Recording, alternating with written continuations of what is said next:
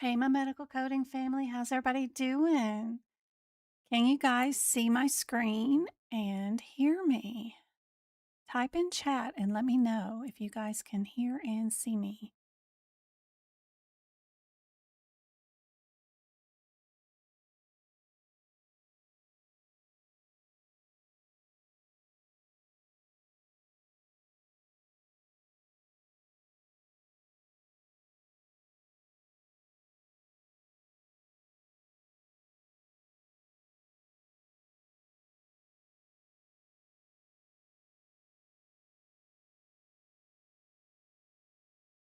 Hey, guys.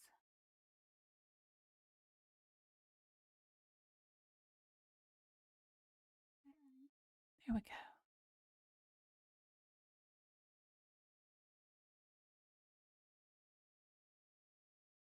Just seeing if you guys can hear and see me.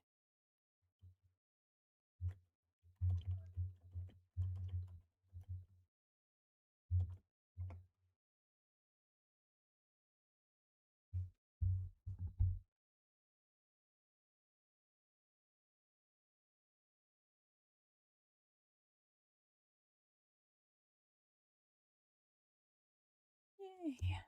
All right. Let's make sure your device isn't set to Bluetooth devices. You can also cast the screen to your smart TV so you can have a really big screen to see the questions and answers and that kind of stuff. Don't forget about that kind of stuff, which is super helpful. Yay, I'm so glad you guys are here.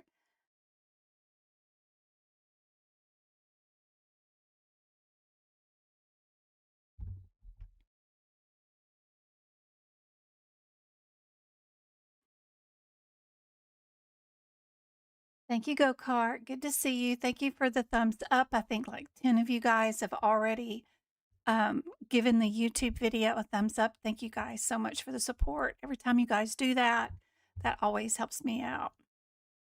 So if you're going to take the certification exam with AAPC, you know you can either take it online or in person. Don't forget to go to website on AAPC. Go to the one that's the / certification online exam requirements. There's actually a practice exam that you guys can take there that will log you into the Scorpion system, and you can actually practice it too. There's all these little videos too, right here. Each one of these menu options has a different video. It will show you where to position your camera, how you talk to your proctor, which is all chat based now instead of open mic conversation. That kind of stuff is really helpful. But there is a bonus benefit that will actually log onto your device. You can make sure your cameras are set up correctly, and you can take a practice exam from there. So it's really cool. I don't know if all you guys knew it was there, but it'll test your internet ability, make sure that your internet is fast enough, all that kind of stuff. So it's really cool.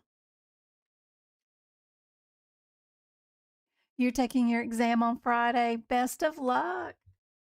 Yay, I'm so excited. Yes, this is being recorded and it will be available for playback forever. Absolutely. But it is way funner to participate live with the questions and see if you can't get them correct in the same time frame that I'm doing them, right?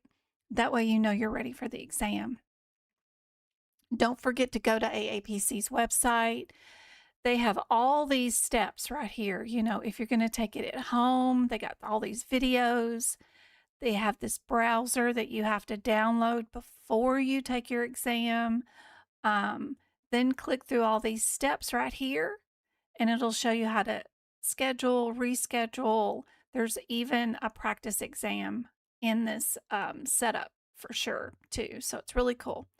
Don't forget that if you do not pass or need new books, like let's say you're in a car wreck or your house flooded and your books got ruined or your dog ate them, don't forget that AAPC has two different types of um, funds that if you already are an AAPC membership you qualify for. You can get a hardship or disaster fund for replacing books or materials.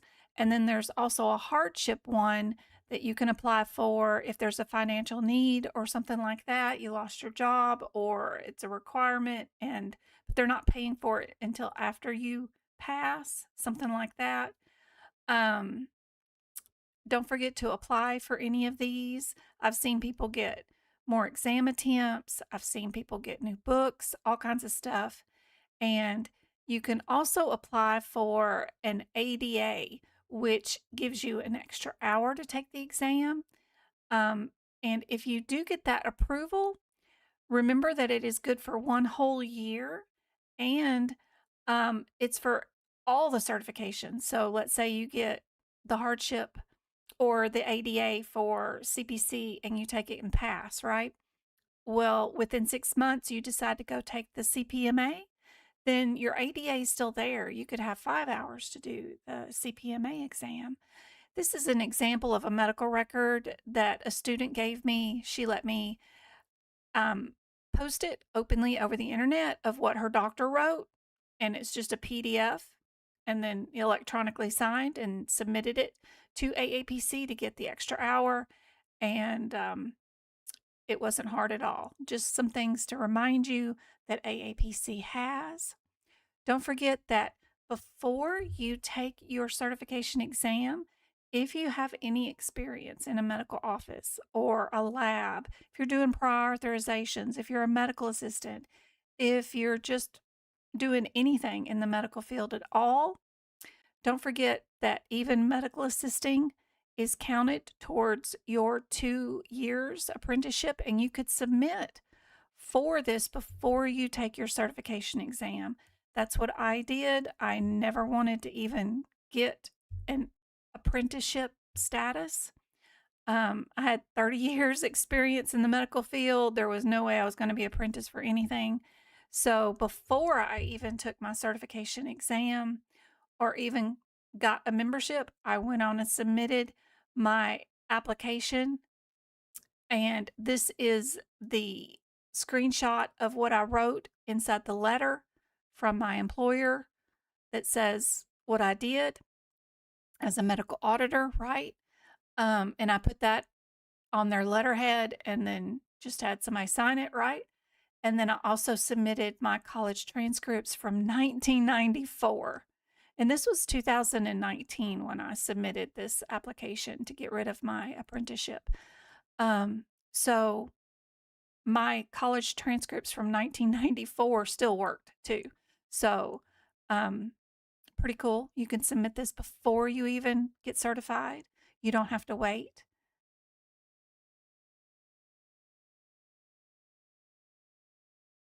Can I make the video clear?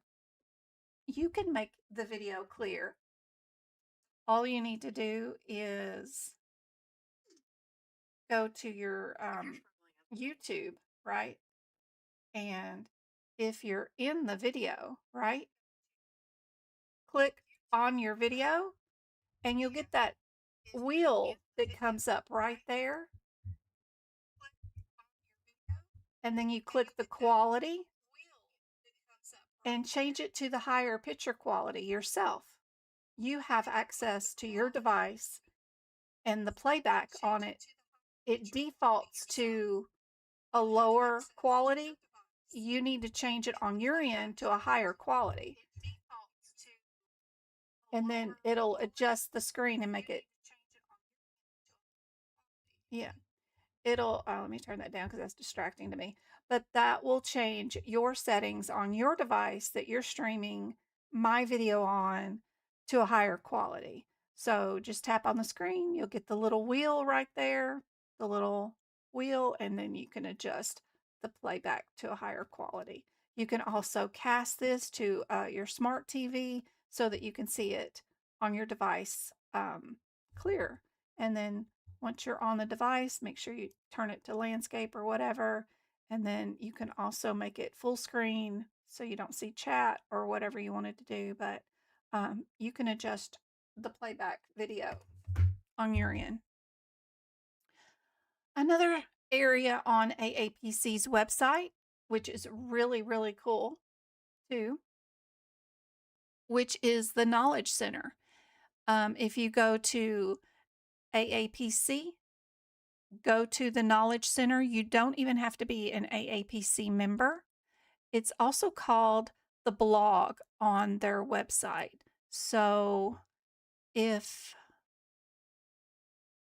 it has this header of what it's called, but when you're in the AAPC website and you go to the resources tab, you'll see the drop down menu and you go to AAPC blog. That's where it's located also. This is where you can go, and what it'll look like when you get there is this screenshot right here. And right here in this little box, you can type in anything, and you don't even need to be signed in as a member from AAPC. You can type in percutaneous. You could type in anything, graphs, any keyword, and it will bring up articles that AAPC wrote on that particular item. I love it because I find exam questions in their blog. They have people that will write blogs, like they just did one right here in 2026 on the revised endovascular cardiovascular coding. They have 16 new codes in cardiovascular that are all dealing with these new thoracic aorta coding, right? And they give you anatomy pictures that go along with it. They design charts that tell you all about what was the code last year, what the codes changed to this year. And here's the website for that particular article. But I'll find inside those articles, they'll do examples, like especially for the Mohs surgeries, however you say that. They have a ton of articles with patient examples, if you removed and how many stages, and here's what the answer is. Those questions are on the certification exam, and they're totally free right here at the Knowledge Center, or what they call their blog. So don't forget to check out that on their website. I love it. Thanks, Gogart. I'm at the front desk employee through the hospital system, and I've been there 7 years. Does that qualify you? Yes, it does. Absolutely. You can submit a letter from your employer stating how long you've worked there. Absolutely. Working front desk. You are front lines. If they are counting, I've got it recorded from AAPC that they're counting medical assistants and what their duties are. Absolutely. I think that would 100% qualify. Go on and submit it. That would be awesome. Happy testing, KG. You're currently working on Practicode. It is tough. Girl, I got you.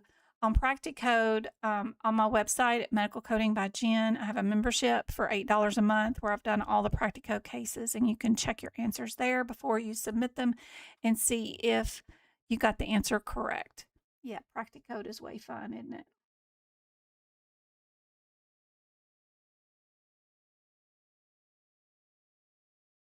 I have 3 years experience medical assistant, but not certified. Will that work? Yes. Medical assisting.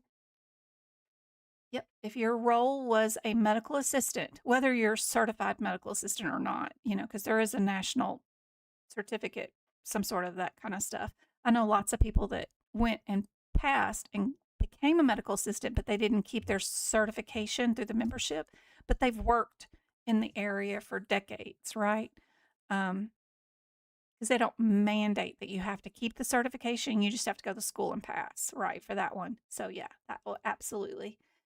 take 2 years. That will take your apprenticeship off. Absolutely. Thank you for the happy birthdays. Don't forget, do not buy anything off of Amazon and work on it for any of your certifications. If you're doing CPC certification, I love their study guide. They have one also for CPMA. They have this book for risk adjustment through AMA. If you're doing CRC, I love this book for a study guide if you want that certification. If you're doing CCS from AHIMA or CCA, I love this book for that certification from the AHIMA people. So love it. Those are great books.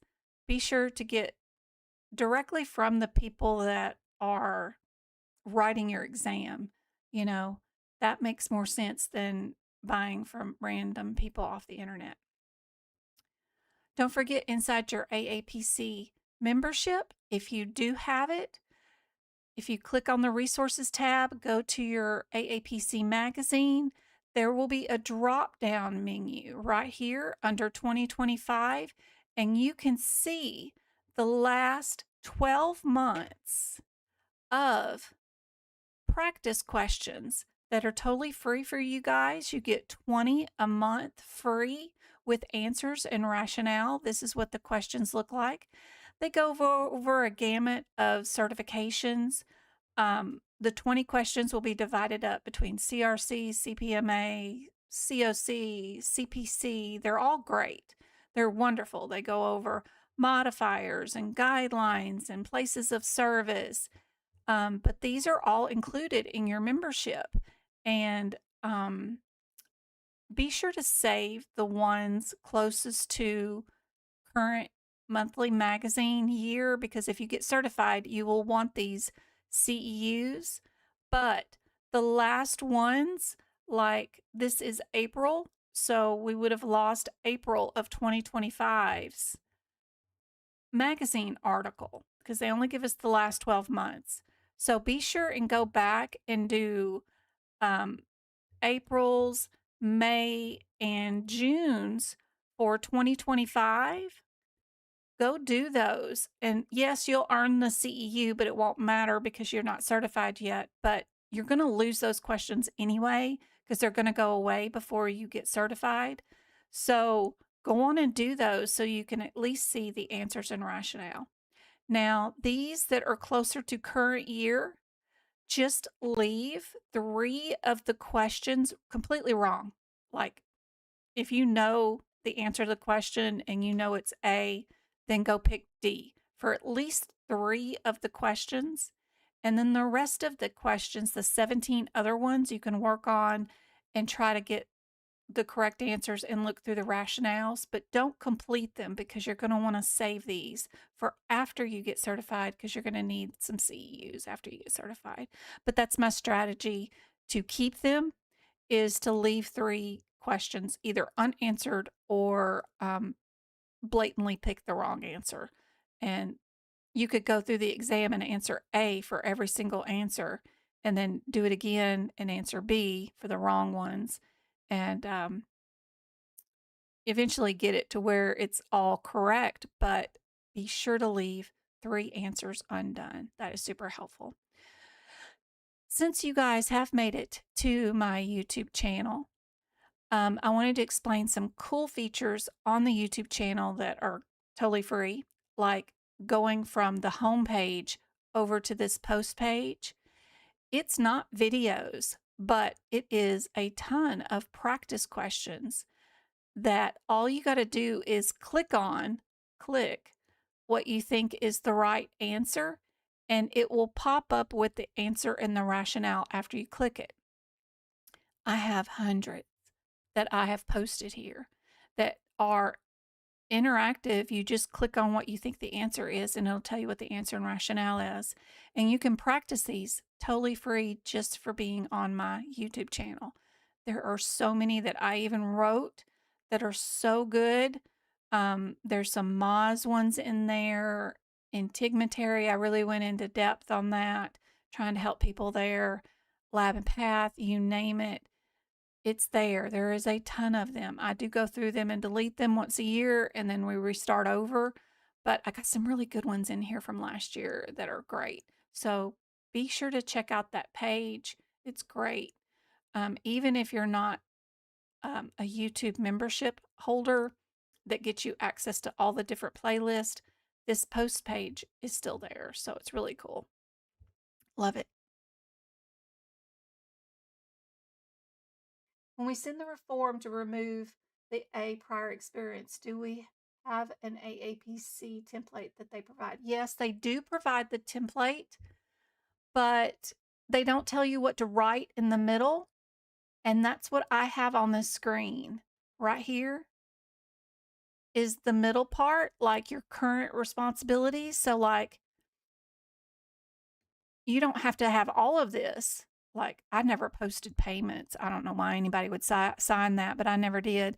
But I did verify their insurance, right? Or even just scanning their insurance cards into the EHR. That's great. Answered any billing questions, I did not handle any collections. Never did that. But this little template, you can pick out what you did or didn't do or add to it, but that's what I wrote, which is super helpful. They do have a template on their website. All you do is go to AAPC Apprentice application thing, and they do have a template up there. Yep.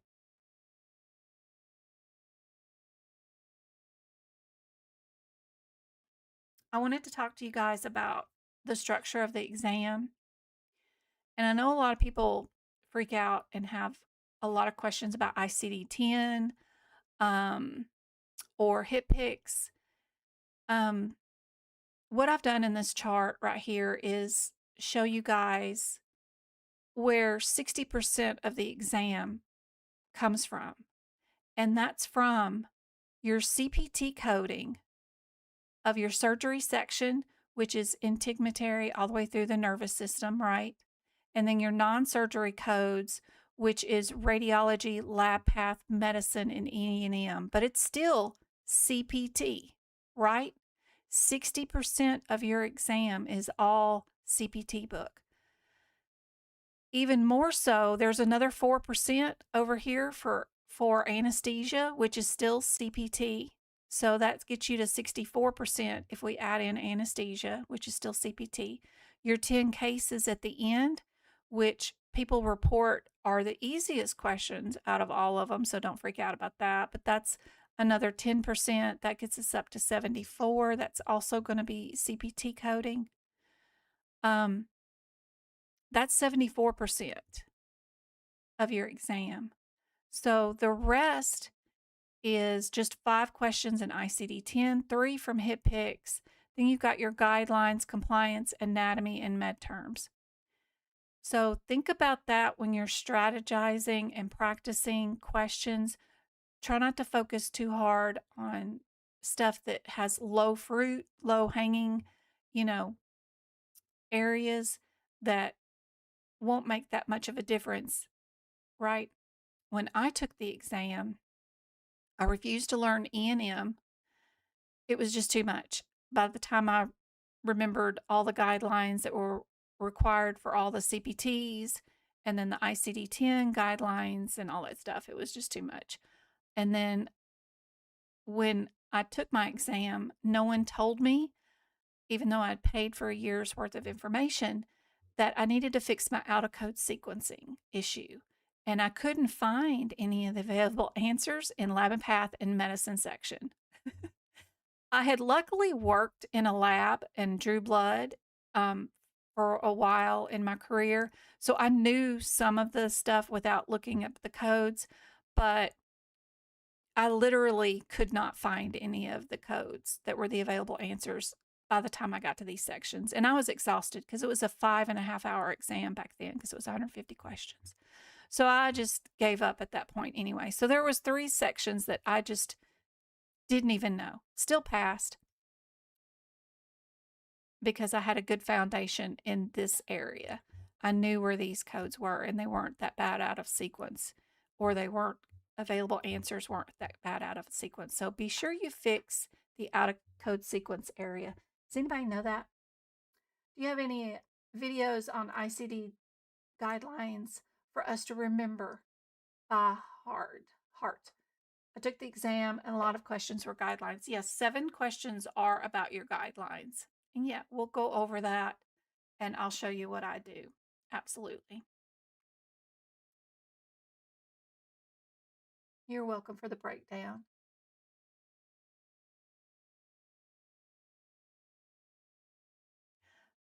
Other things I wanted to show you is some techniques, of course, that we use for this exam, because there's no way you can do it as a medical coder.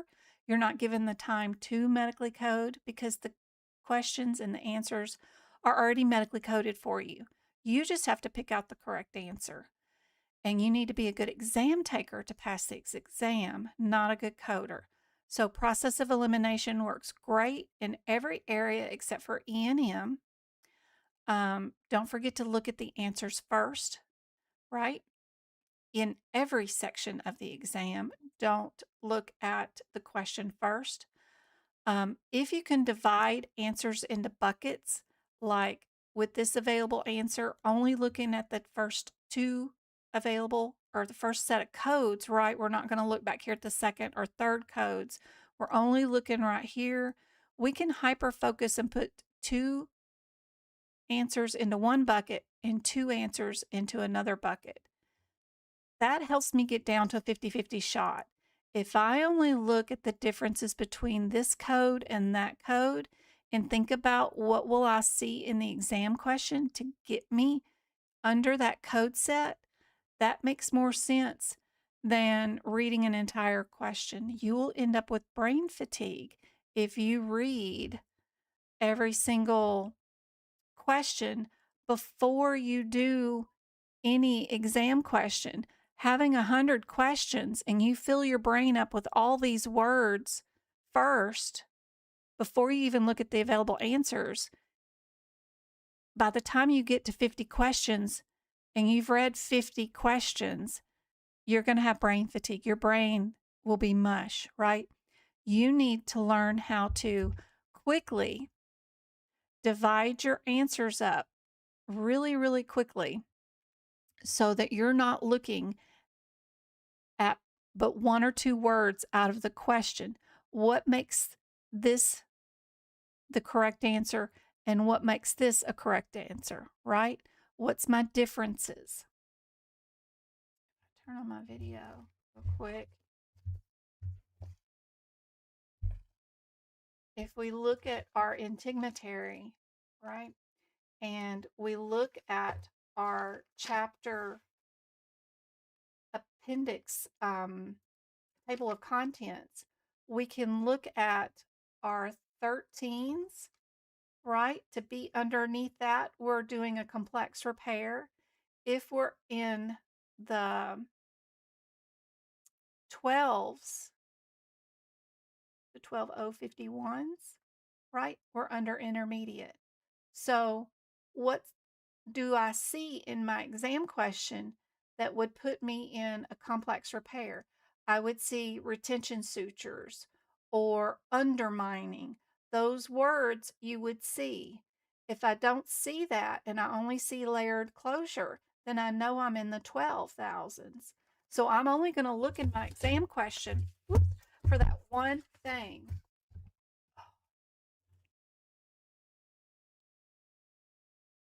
Sorry, guys. A mouse got hit. There we go.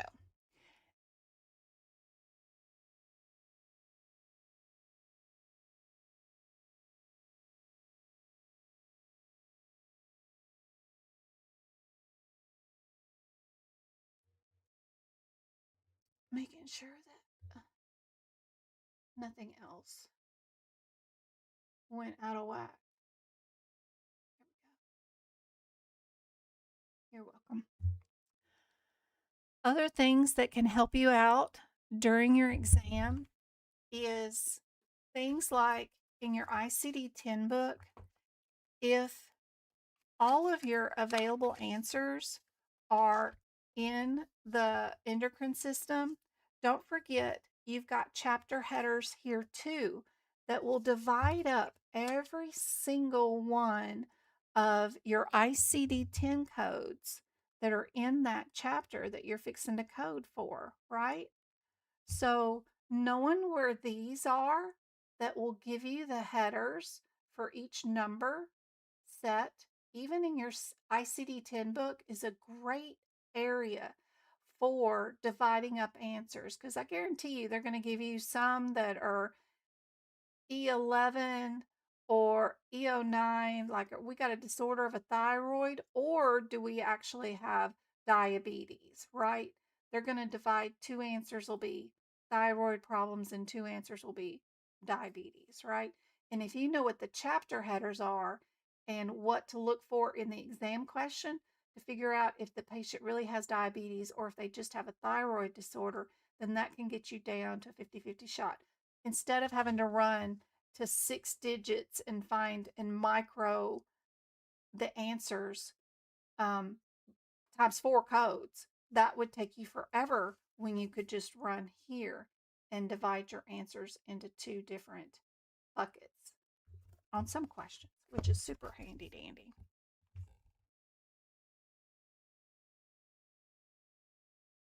So that's what I'm showing off here. I wanted to make sure you guys knew also that your CPT book has these table of contents too that group code numbers by their headers. And a lot of times, if you just look at your differences, whether we're being intermediate or complex, and think about what you will see in your exam question, then take that to your exam question and only look for those one-word differences, it will make your exam a whole lot easier for sure.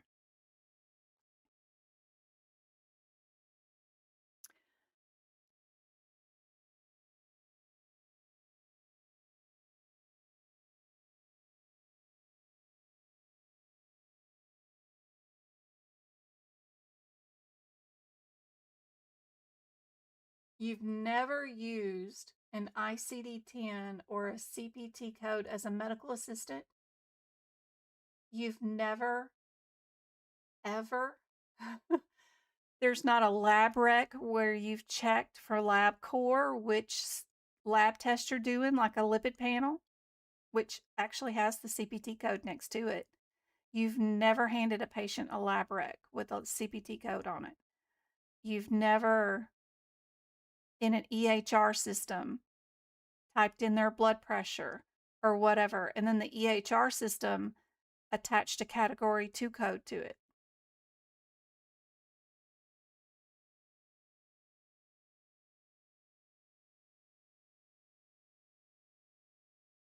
I'm confused how a medical assistant's never seen a CPT code or an ICD-10 code in their practice.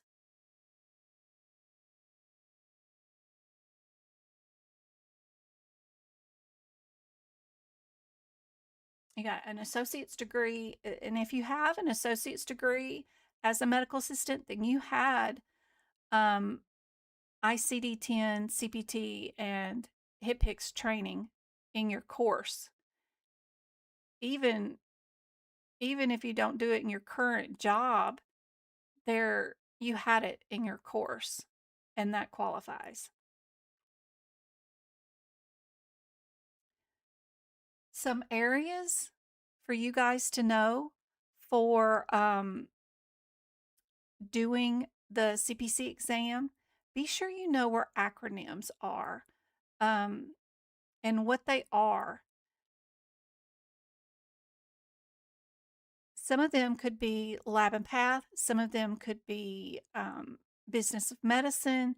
Be sure you know where acronyms are in your manuals. We have several options for acronyms. Don't forget that in your HitPix book, if you have AAPC's version, we have Appendix,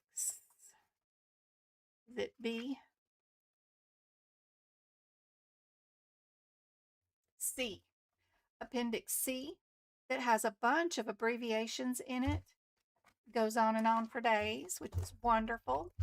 if you have your CPT book, the back cover of your CPT book has a lot of acronyms and abbreviations here, and some of them might have divided two answers. It's not just one answer, so be sure you know where these are. ESRD is often on the exam, which is back here. Around page 600-ish in Lab and Path, there's another acronym page just for Lab and Path, which is around page 604 in your 2026 CPT book. This is specific just for Lab and Path. They have 3 pages of acronyms. The one that they often use here is TLC. Be sure you know where these pages are in case you run into one on the exam, because they're not going to tell you what the definition is. You'll just get 3 initials, and then you got to figure out which code that goes to. And knowing where that stuff is during the exam is really helpful. This is my predictions of some of the acronyms that I think you will see on the exam. Be sure you know them. Just another screenshot of what they are that could possibly be on the exam. When they do the exam, and when you're doing practice exam questions, I forgot to mention, if you're doing a practice exam question and it was really simple, like a super simple one, right? Think about how you would make this question harder, like changing it. What are the subterms? Change it to which are not, right? They love to ask questions and have you find the answer for things that are not the correct answer during the exam question. So every time you're doing a practice exam question, don't forget to go back and think about the question, how you could make it harder on yourself. Also, find out why every answer is wrong. What in the manual tells you that it's not a placeholder? What in the manual tells you it's not excludes note? Where in the book does it tell you each wrong answer is wrong is just as important as figuring out what the right answer is. So redo your practice questions and figure out what in the manuals. Is it a parenthetical? Is it something else in the book that tells you where that answer is wrong? Because that could be very helpful during the exam, because it will show you how to use your manuals a lot better. Be sure you know the dates for all these books. Each one of them has different dates for when they issue codes and when they come into effect. There's 2 different dates. Be very, very careful on those questions. You will get asked something about some book, about a set of codes, and when they're released and when their effective date is. Don't assume it's the same for every type of code. Category 1 codes is different from Category 2, different from Category 3, different from immunizations, different for lab and path, different from other things. So be sure you know where those dates are and what pages they're located on in your manuals, because you'll get asked about that. Don't forget to look at the beginning of each of these books. Inside them, they do have instructions for how to use the book with examples. That's where I find a lot of the exam questions is up here in the very front, not even in the back where the CPT codes are, but where they're explaining what modifiers are or what they're explaining an unspecified code is. Way up here in the front of the CPT book. And then they have examples. For example, code 69999 or whatever is unspecified. And here's an example of when to use it. That's where some of your exam questions are legitimately from, is the beginning of the book. Even ICD-10 has a page in the very, very front with practical steps on how to use ICD-10, what and with examples. And those examples are often the examples on your certification exam. So go be sure and look at those. That's super helpful. Anyway, let's get to our first exam question for today. I'll try not to go too fast. But remember, we only have 120 seconds per question. We're doing 75 in 3 hours. We're already 11 minutes in. So we've went to the bathroom. We've got adjusted, got our headphones on, and here we go. Here's our first question for today. How would you guys find the answer? Where are you going? Type into chat and let me know what you think. While I catch up with I got my diploma in medical coding and billing. Finally trying again. Yay!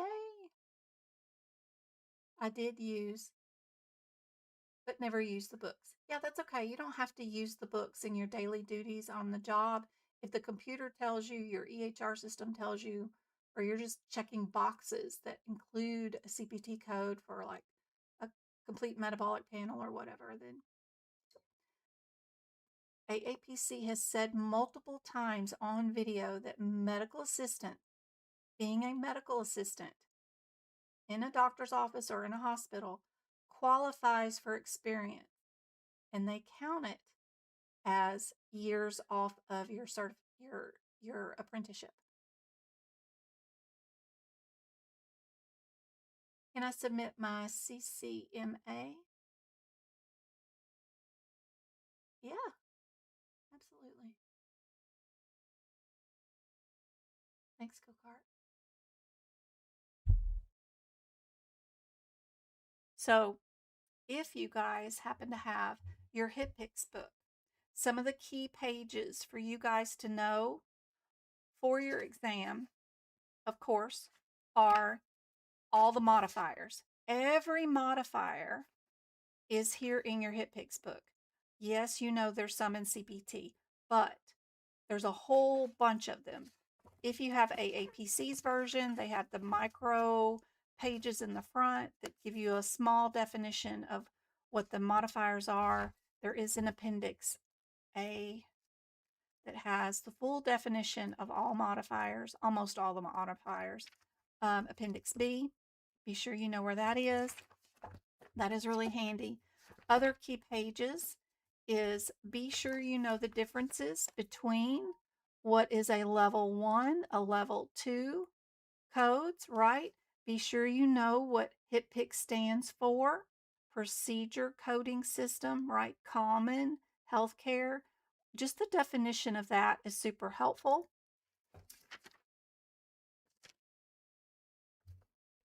Be sure you know where the introduction is and where all the features are at. Which book is this? 2025. Here's your instructions for how to use it, and they'll have examples here that will also tell you some key things on it. This first page about HitPix, be sure you know who wrote HitPix codes, who wrote CPT codes, who writes ICD-10 codes. That information is super helpful and it'll be inside each book, right? Be sure you know what they are for, right? It's a standard coding system, right? And what laws and dates that affected or put those codes into place. What year, right? Key year dates. All that can be found in your prefix pages up here in the front, which is really helpful. There's another one that is often on the exam, the Balanced Budget Refinement Act. That one's often on the exam. And then these notable codes. What are C codes, G codes, Q codes, and K codes? This paragraph is often asked about on the exam. And then the key dates are different depending on which set of codes you're dealing with, right? The other set of modifiers that are not going to be included in Appendix B, which are often asked about on the exam, is right before your very first HitPix code, A0021. There is a small little chart here that is transportation services, including ambulance services, and there's one letter codes here. You have to make a 2-digit modifier up based off where your patient was picked up or dropped off at in your ambulance. So if you find yourself in an exam question and you can't find the modifier in Appendix B, it's because it's probably one that you make up right here, like I and X, right? If you picked up your patient in an ambulance from a helicopter pad and you dropped them off at a physician's office, then your modifier will be IX. But you have to know where this chart is inside your HitPix book in order to even do that question. So be sure you know what QM and QN is and where this little paragraph is, because this little paragraph will possibly be an answer for your exam question too. And the reason why I picked up this book and was looking at it is because only AAPC's version of the HitPix has also 100 CMS lovely coding thingy back here, which is Appendix I, which is a reference tool from 100 different publications of how do we code stuff. How do we do blood deductibles, right? How do we do mental health limitations? How do we do unlabeled drug use? How do we do immunizations? They're just hodgepodge back here. They go from one subject to another. But this key information is where you would find the answer to this question that I have up on the screen, unless you know it by heart. But somewhere back here, we're going to have our some notable questions that are often on the exam is like, what if your national determination does not identify if something's covered? Who do you figure out is going to tell you where your coverage is at, right? That's determined by your local MAC, right? So finding the information back here without a table of contents is really difficult, but this is where they do write some of those guideline questions that, and especially like this question right here about, I remember seeing this one back here about your person being eligible for Medicare if they have a disability like permanent kidney failure or on dialysis or whatever. So that's where that answer will be, is back there, unless you wrote it in to your chart. And of course, most of you guys, of course, got that one correct with B. But those are some key points or pages to know in your HitPix book that are really helpful to know where they're at prior to exam day. I'm so glad you made it too. All right, guys. Let me erase this red mark that I did the other day or today. Yep. And what do you guys think is the answer for this one?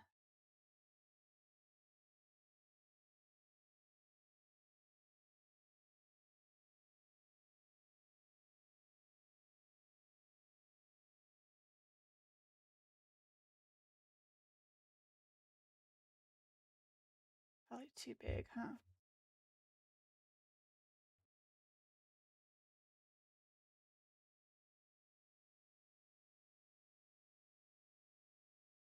This is where that page in your ICD-10 book, right, or instructions on how to use the book can come in really handy. This practical steps including listing out what features, what are subcategories, what are categories. All that is really helpful. And then also knowing where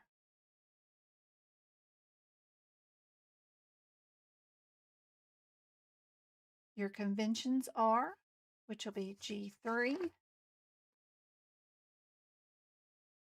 which are telling you about placeholders, excludes notes, non-essential and essential modifiers, where those are located, and their definitions. Knowing where that is really helpful on exam day.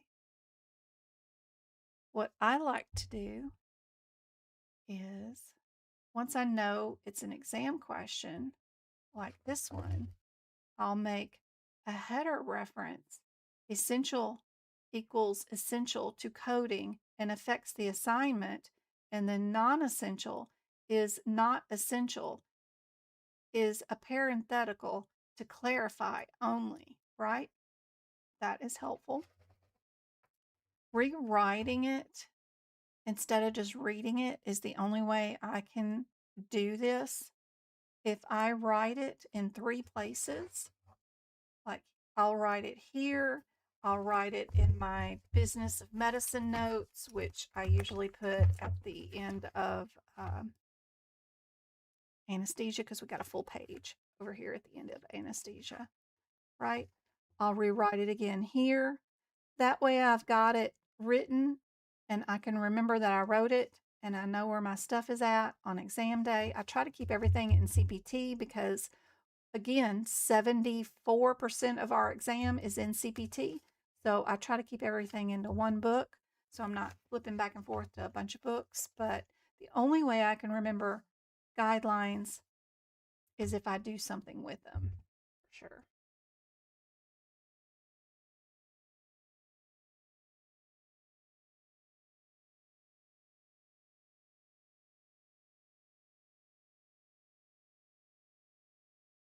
Everybody got this one?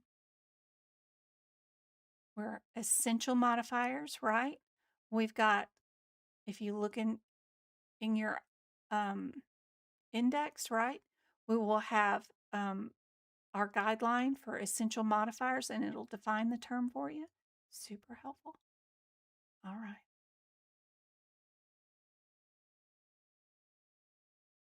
What do you do for this question right here? What do we do? Where are you going to run to?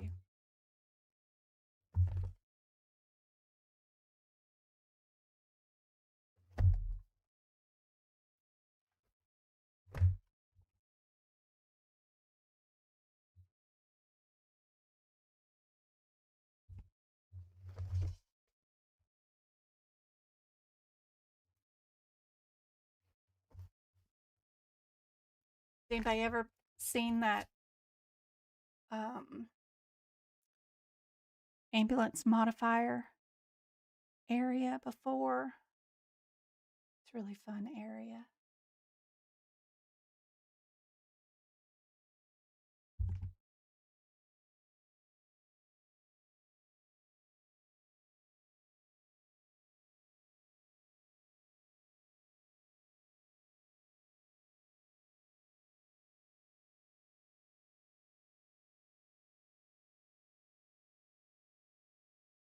Yep.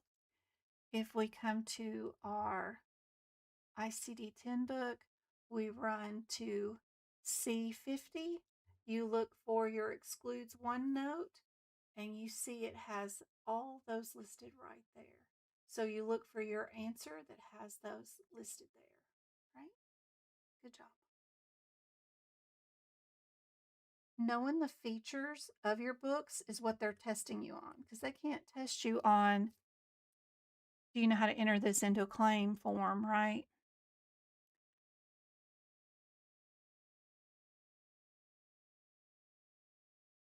So knowing how to move in these manuals is really helpful. All right, where are you going to go for this question? The camera off so it's clearer. What do you guys think?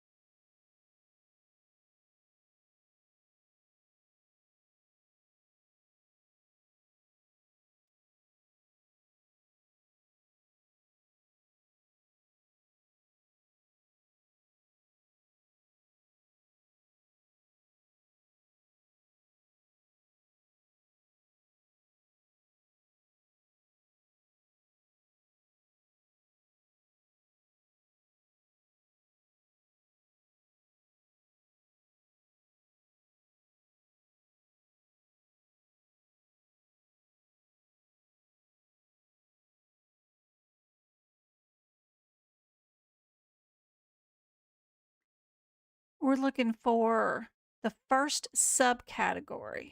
So it's not,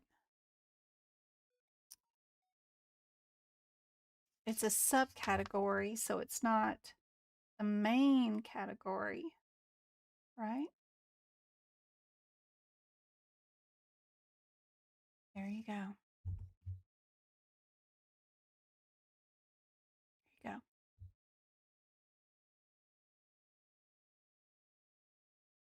So be sure to look for those kind of words if they're going from a main category, right? Or to a subcategory, they can trick you up a little bit on those. So be sure you know the differences between category and subcategory. Really helpful.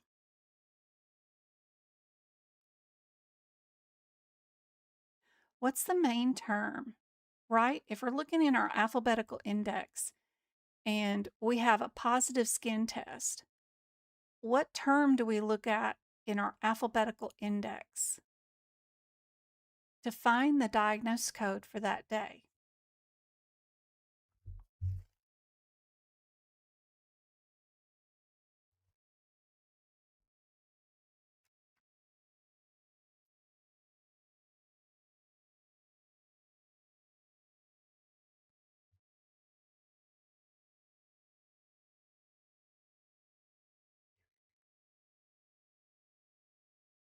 Yeah, if we're here in our alphabetical index and all we know is they have a positive skin test, what's our word?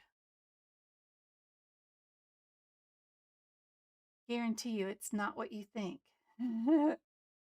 I wrote this question, so it's a good one.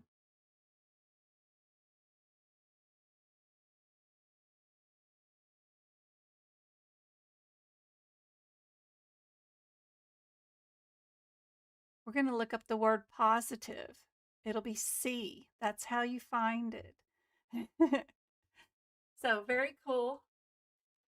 Very cool question. You'd think it would be skin, right? Now, what was wrong with the skin, right? What's our diagnosis? They have a positive skin test. Yep. Very cool. Very cool question. All right, which of the following, right?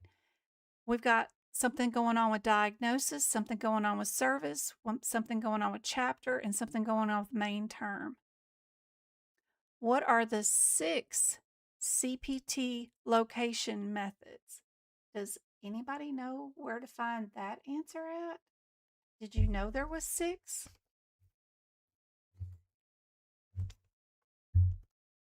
Action word. Yes.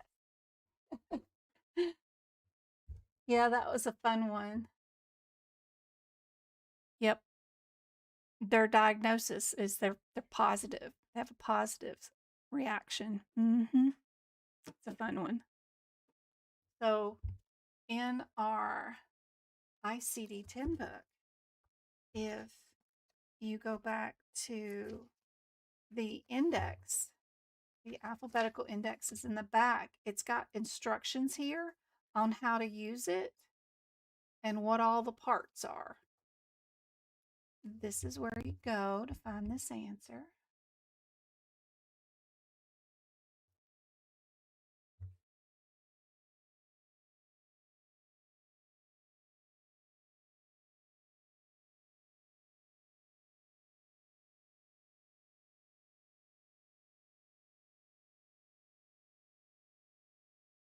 I like your name, Pooh. Good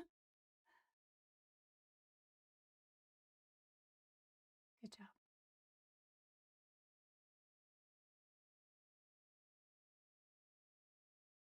B is correct. Good job. Good job. Yep.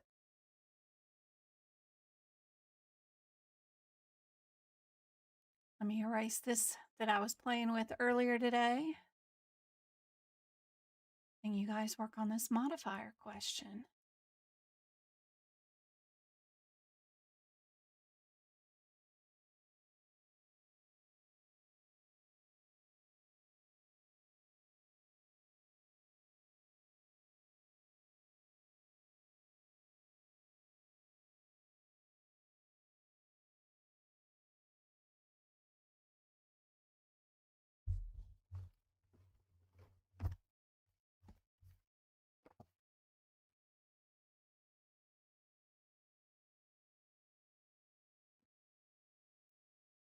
can go to our CPT book. Our front cover will have some of these listed. What about AS? I don't think AS is here. We'll probably have to go to our HitPix book for that if you need it. I do have a few that I wrote in up here, like records for resident GE, resident GC, vacation, lab, ABN. I put those up here because I didn't want to go to the HitPix book for those, but I don't have AS.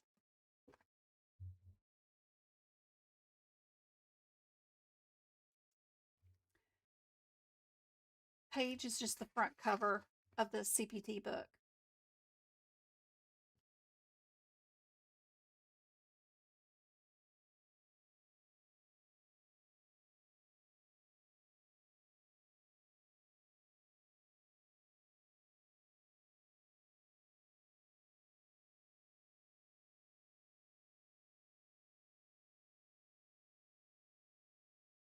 What do you guys think is the answer for this one?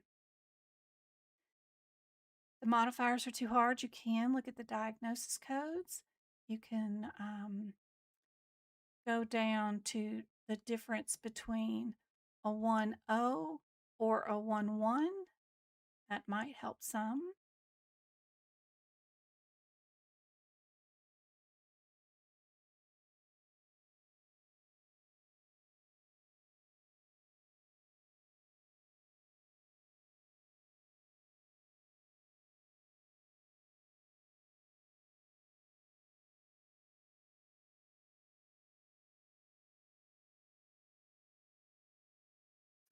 Good job, JN.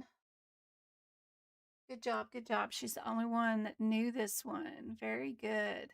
No modifier. Does a resident who is assisting get to code anything? Are they doing anything other than learning and observing? Right. Right. So be careful about that kind of stuff. Yep. Sorry, I got the wrong one on this one. This one it's got the wrong answer on it. It is none. There's no modifier. That one's got the wrong answer on it. Ignore that. I had somebody helping me and I know that's wrong. The answer's none. There's no modifier. All right. If a physician provides standby services, are we going to get to code it? Is there a yes or a no? I can divide this up into two different blocks, right? And that is helpful. Is it a yes or a no? What do we get to bill for this? And so we're going to go straight to standby services and we'll look for our guideline for that, right?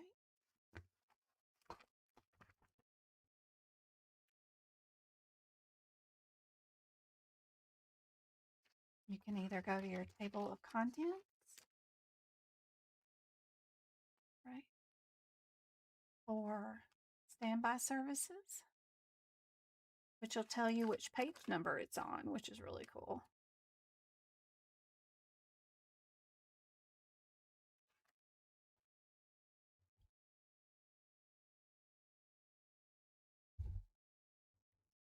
I love our table of contents.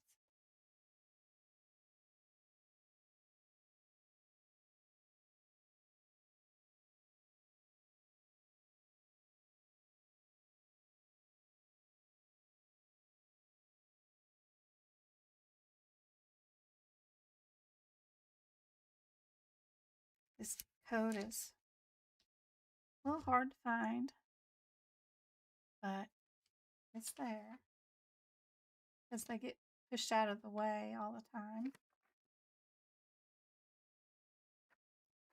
All the new codes are coming in and out. All those out of code sequences getting all up in our way.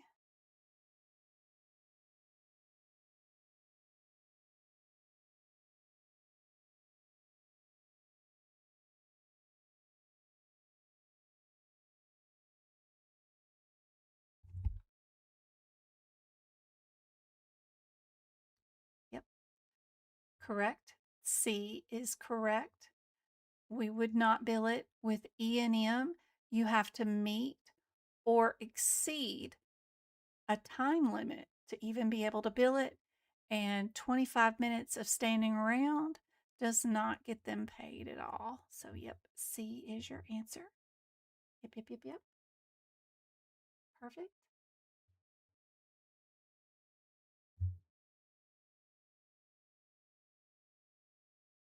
Of course, yes. The same link that you used to get in, that you're watching this play by play, will be the same link forever to watch the replays. Yep, absolutely. What about this one?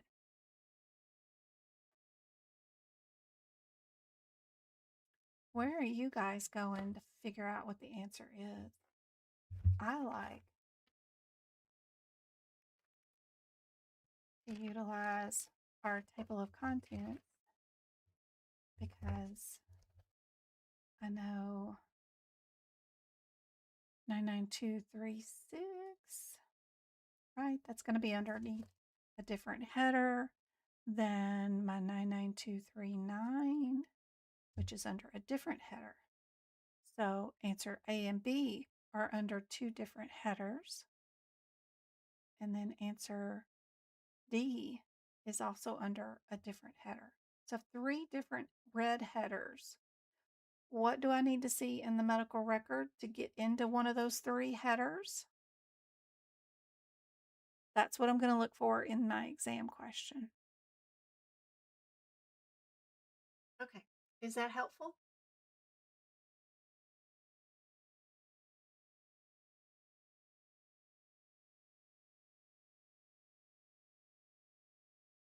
Is that helpful? Yep. Yep.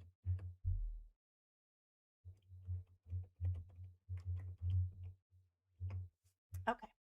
So, what I was saying before was that for this patient, if we look at our last sentence, figure out what we're supposed to be coding for, which is my strategy for E&M, right?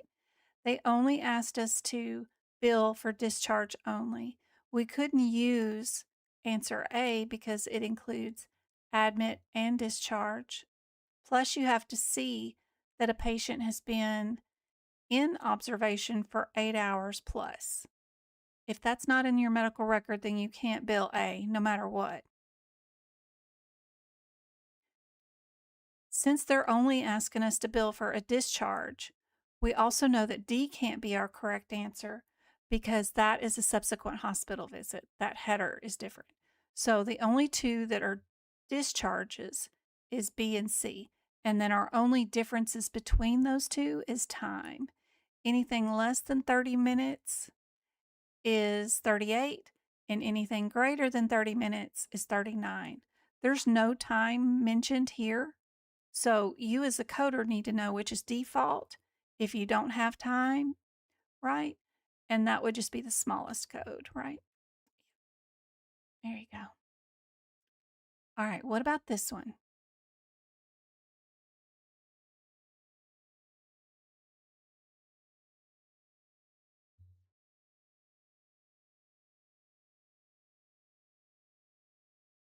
Back out and go back in, Christy.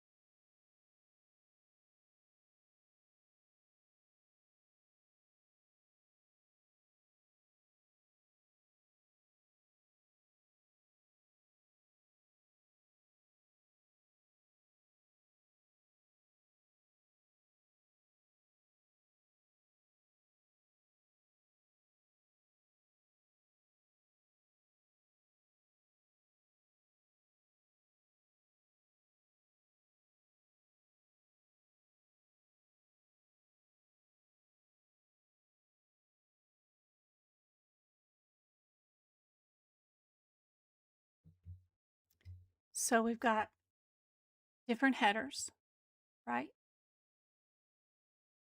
These are admits. This is admit and discharge, and this is subsequent hospital visit. What's our last sentences say? What code should be reported? Okay, so they're not saying anything in particular, right?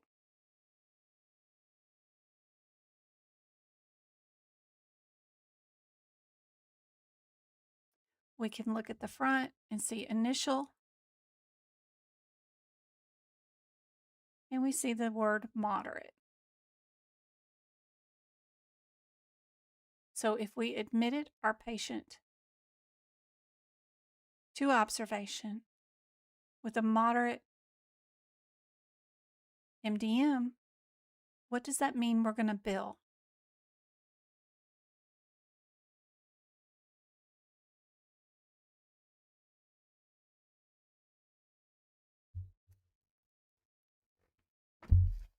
What I like to look for or look at is on pages like 1, 2, or 3 in our CPT book. I can see the headers better. Let me get my video thing. Properties. Sorry, I'm going to change it.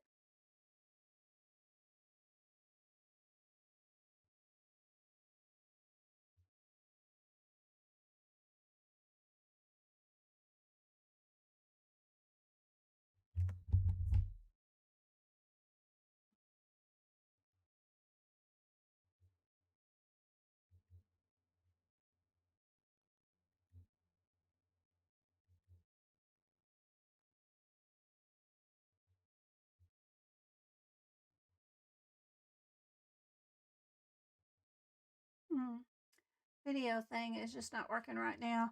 But if I'm on page 3, I can see that, I guess it's actually page 1 under E&M. We've got inpatient hospitalization.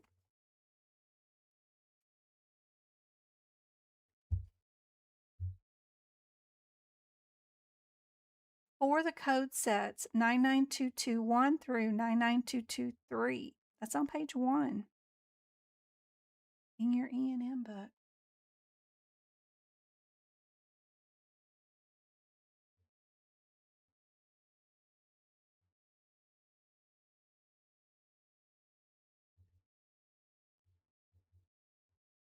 There we go. I got it now. So just page 1. I like going right here. I can see that answer A and B are underneath that header. Answer C is underneath this header. And that answer D is underneath that header. And I think about my guidelines, which I've moved them to this area. What would I see if they were underneath that category, like our 8 hours plus for the admit and discharge one, right? Those kinds of things.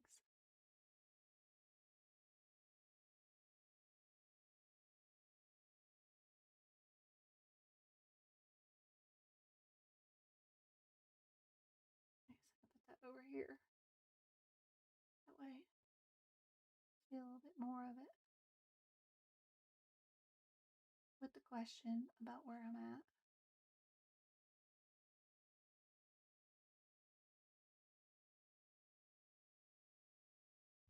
Yep, B is correct. Good job.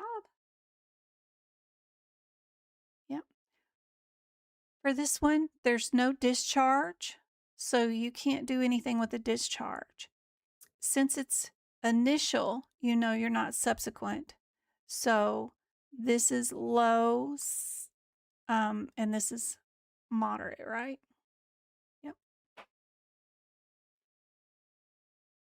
All right. What about this one? we've got 2 answers underneath established patient.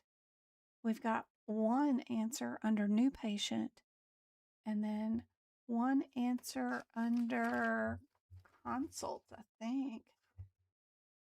Yep. So where would we be? Am I under consultations, or am I under office visits and outpatient settings, right?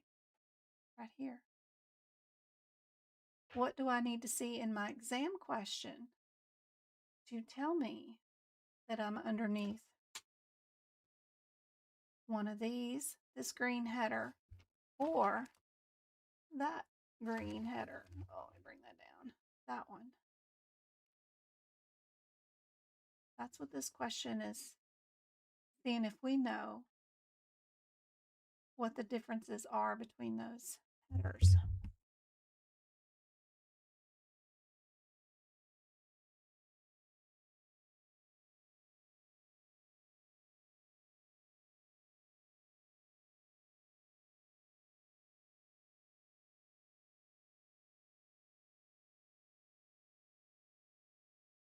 Our MDM was straightforward.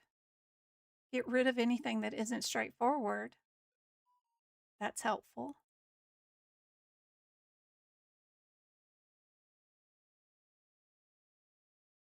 Never seen the patient before is also helpful. You can get rid of anything with a 1, 2, or a 1, 3. Yep. There you go. Yay, good job. I think everybody got that one. All right. Next one. Don't let it fool you because it's got a ton of numbers. Don't stress. Just take it one thing at a time.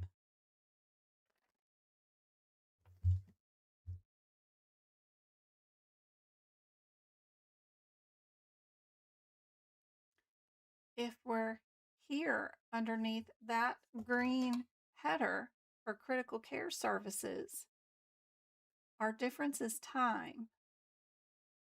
Tells us our page number is 26. Helps us not to be looking up and down columns all over the place, right?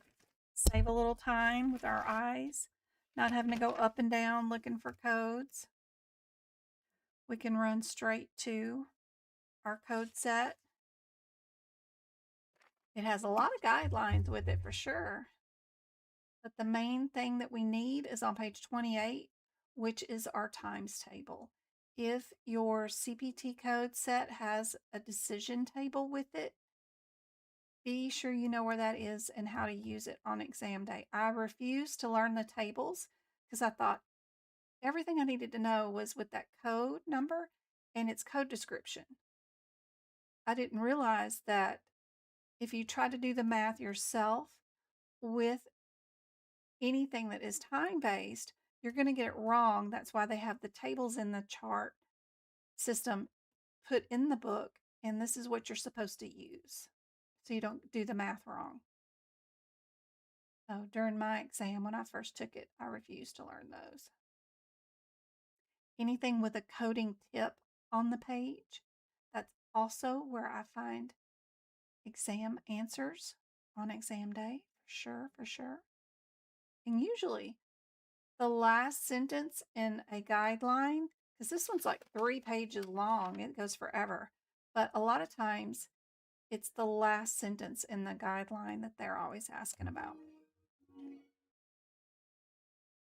John 3721 has become a member. Yay! Thanks so much for becoming a member and upgrading. I hope those bonus videos help you guys out so much. Now you got access to all the old workshops, and they're all in a bundle of folder that you can just hit replay on. You know, so cool. What do you guys think is the correct answer? Can D be the correct answer? If we look at the CPT code 99292, you'll notice it's got the little plus sign in front of it. that means this code cannot be the only code listed. It's an add-on code, which they tell you in the front of the book, that has to be coded with another code, and it can't be the only code you use that day. So D is a coding irregularity that could not be correct. If answer A is correct, then we did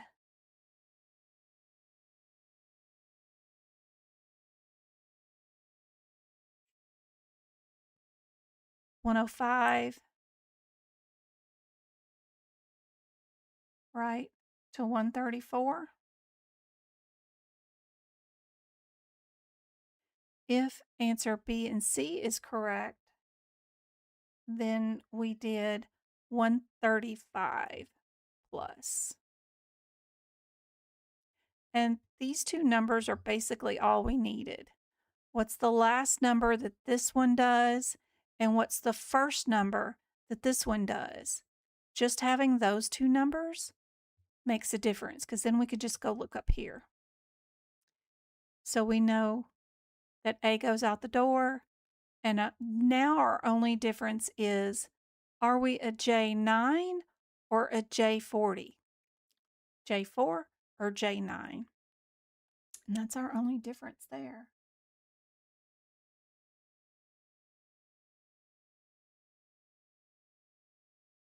They all have the Z99 in them, right? They all have the 50 in them. Yep.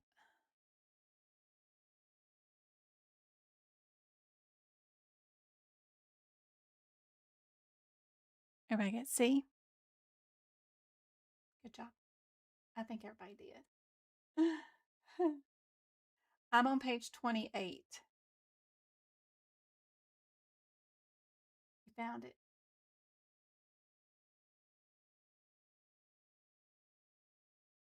$4.99. Speaking of that, let's give away some memberships to those that are here. I'm just going to send YouTube some money, and they're going to pick 5 winners to win memberships. There we go. So we got Star Stuff, Derek, Nicole, Angel, and Cheryl all won memberships. Yay! That's awesome. I'll give away some more in a minute too. All right, let's get to our next question.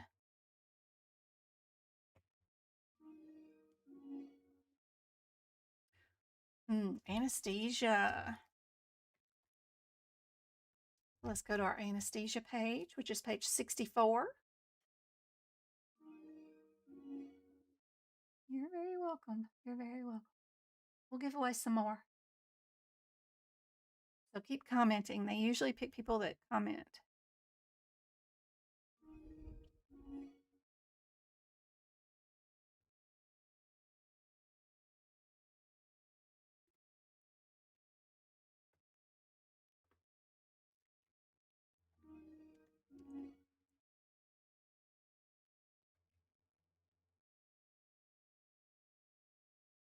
If we are not putting patients completely to sleep, what is that called?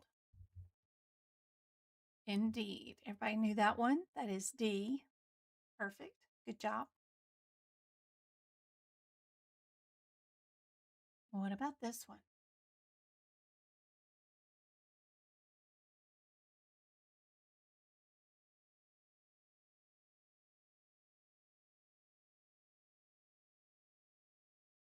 We're an hour in already.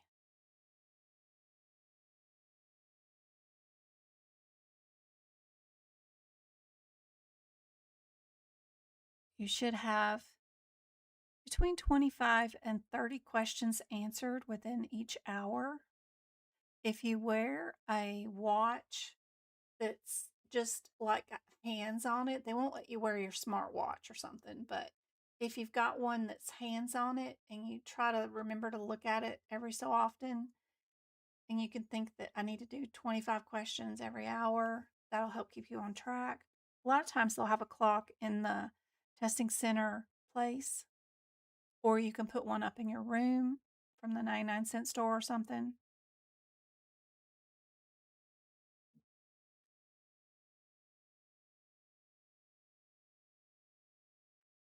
Good anatomy question here.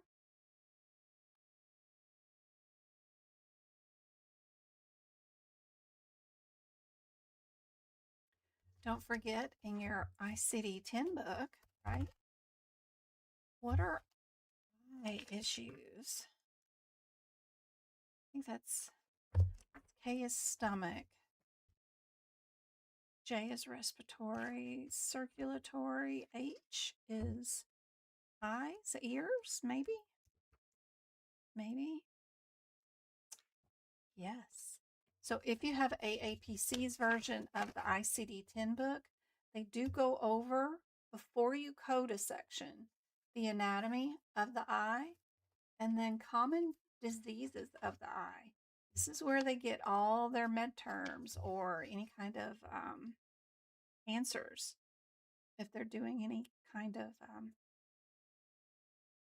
anatomy term questions. You'll find it in these pages. They're really helpful.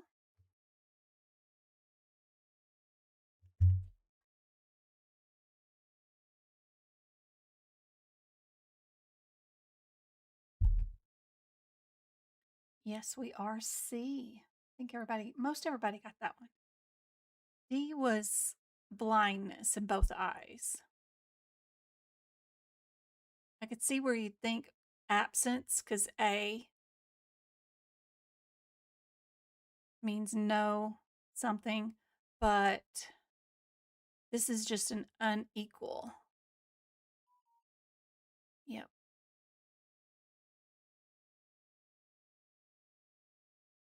I got one eye that's better than the other eye. Here's another one.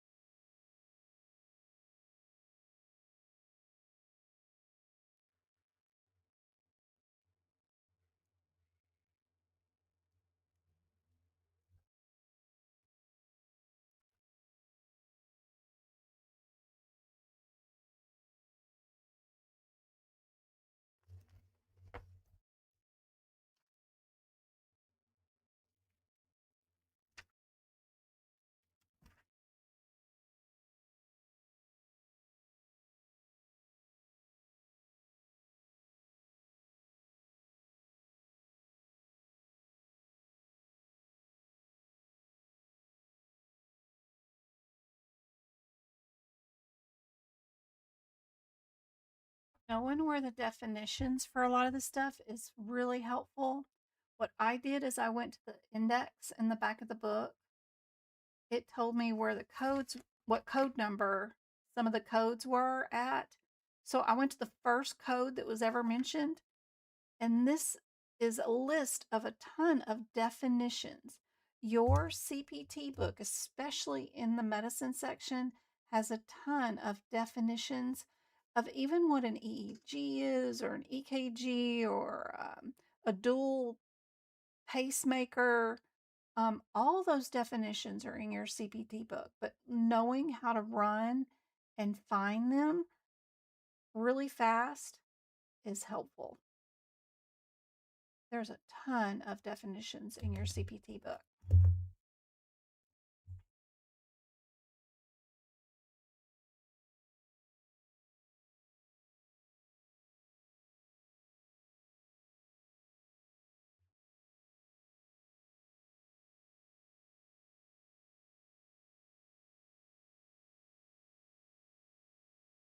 Yes, B. Very good, very good, very good. Integumentary. Let's do some skin stuff.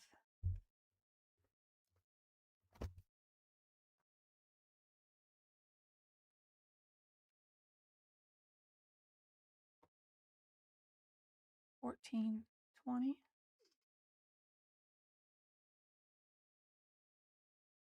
All the way. So they're all going to be wrong one, wrong 14. So 114. This is going to be right here. Adjacent tissue transfer. Page 97.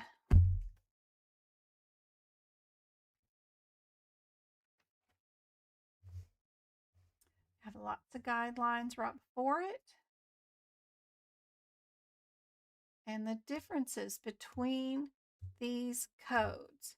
Does anybody know the difference between the 14,000, the 1420, 1440, 1460? What's your differences between those codes? It's simply one thing, the only thing that you need to look for in your exam question over there. Anybody know what the difference is? Oh no, not the skin. Aw. Gonna do great. Gonna do great.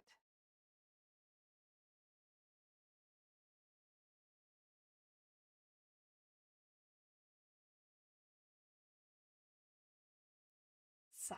That's right. All you gotta do is look for a body part. Where are we at? That's the only thing you need to look for. If you find it up here in your preoperative and postoperative diagnosis or whatever, kind of, if you have time, go to the description of the procedure and make sure it's the same body part. Because they do like to, every once in a while, on one or two questions on the exam, what they wrote up here isn't what they ended up doing down here. So it is a place to look for, just to see. I wish we could draw on the exam questions like this. This would be so helpful during the exam. I'm hoping that they'll give us a draw tool one of these days. All right, so which one is for scalp, right?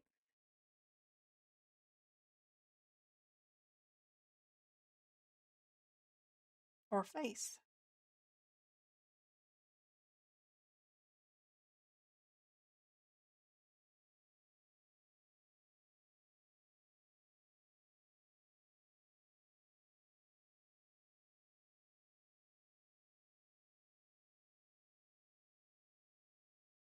You've got forehead at 40.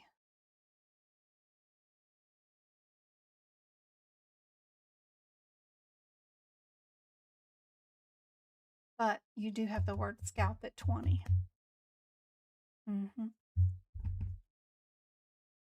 That's all you needed to look for was that one word and pick out the answer. And this was supposed to be a very difficult question, but all the available answers are different body parts. There's 3 different body parts, right? Those two are probably combos, right? 40 and 41. Yeah, same body part. But just a different body part, a different body part, and a different. And just looking up that told you the answer had to be in the 20s. And you didn't need to look at anything else. And look at all these words you got to bypass and not carry with you to the next exam question. Yep. Just having a strategy for each code set is really helpful.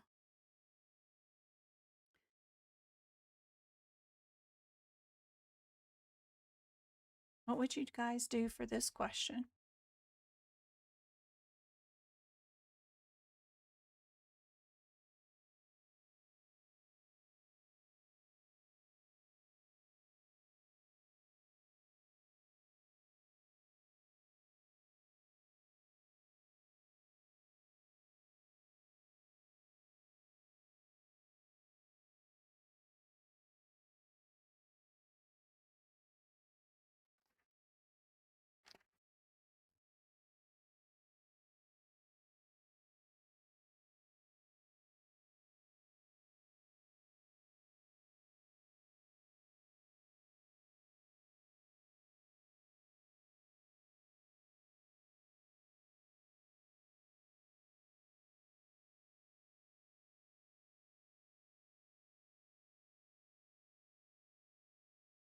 quick links.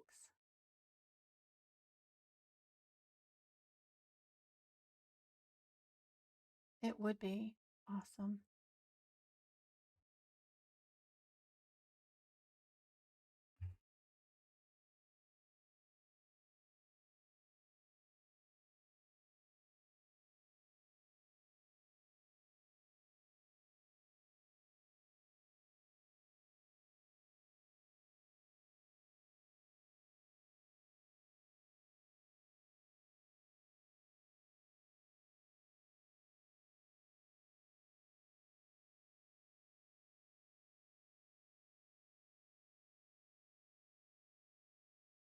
Looking at the indexes is a bit of a game changer. I hope it helps you.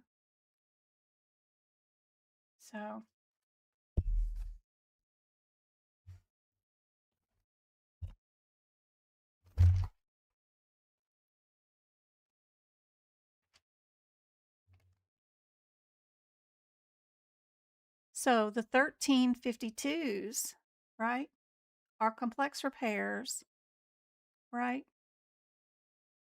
And then our 17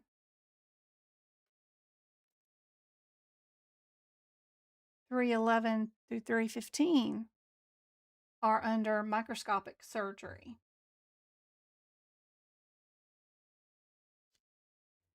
If we look at our title, of course, to the page, it does say Ma surgery, but if we do look down here at the meat of what we did, it continues to say we did microscopic surgery.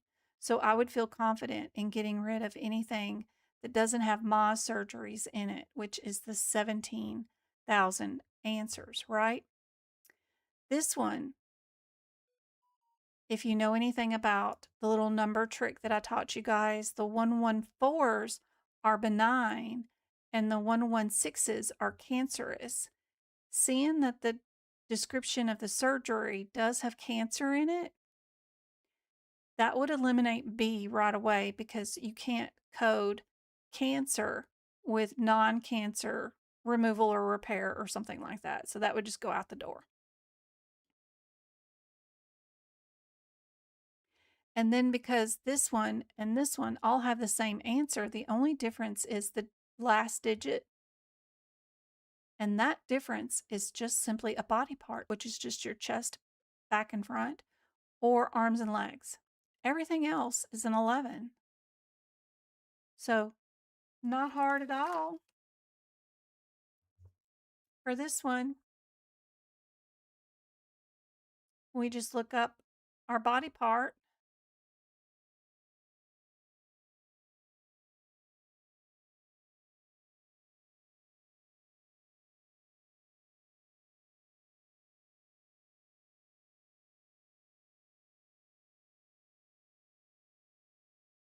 And we can pick out our answer right away. We are D with this one. Sometimes they like to throw in weird questions randomly too in between certain sections. It's great when you don't have to read the propaganda. Yep, go straight to the answers first. So don't be surprised if in between a certain section they throw in another question to you. Get rid of my camera out of the way.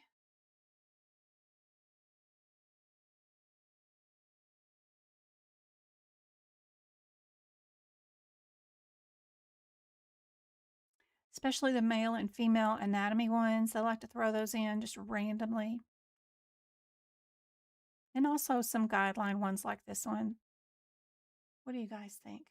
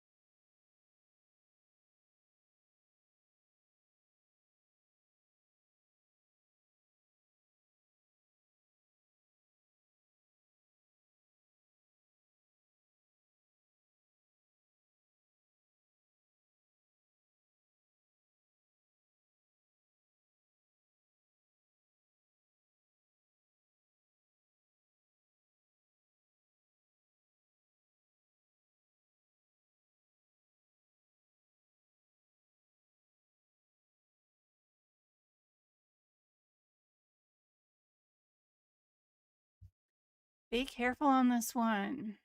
I purchased a book from Amazon to help me study. Depends on which book. Yep, you are right about that word permanent. Yes, they do update quarterly, but those are only on temporary codes, right? So be careful of the verbiage from your exam question, because it'll make a big difference. Look for those kind of things. The permanent codes are done annually, and they come into effect January of every year when they're permanent.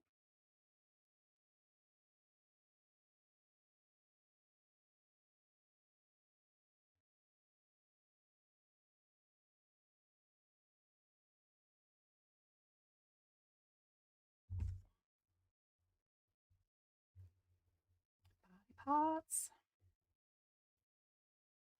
more body parts, more duck classes. Ooh, I'd love to do one uh, this weekend. I've got new CPC classes and CPMA classes starting this week, Tuesday, Wednesday, and Thursdays. Yep. Love to do one Saturday.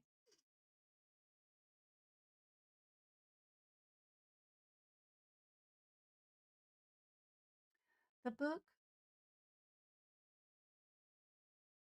test prep.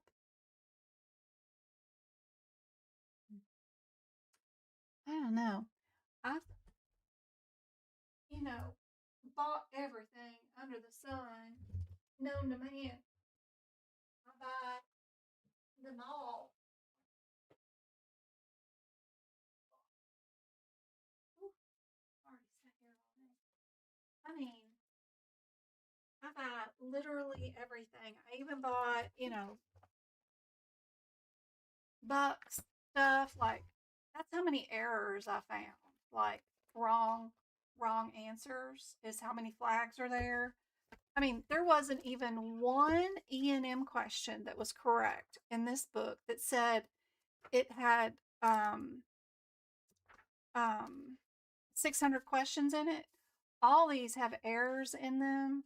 Like, so I mean, I legitimately buy everything, and I find less wrong answers in AAPC stuff. I mean, we all have errors. Even AAPC has errors. Even CMS, this book has errors in it. This book does. You got to go to AMA's website and pull up their erratas every year and make adjustments in your book due to it even having errors in it. But I find less errors in AAPC's material than anything. And they're the ones writing your certification exam. So I'd stick with that than buying other stuff from other people. Unless they're a real coder person, a real teacher. If you know who the person is, if they're out there being a real teacher and teaching stuff, you know, just a random person who says they have 1,000 questions in a book, oh, they're going to be wrong. Don't even go there. But if they're like legitimate and you know who they are,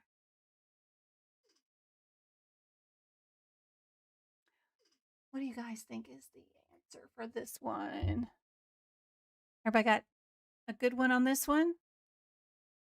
This one's D.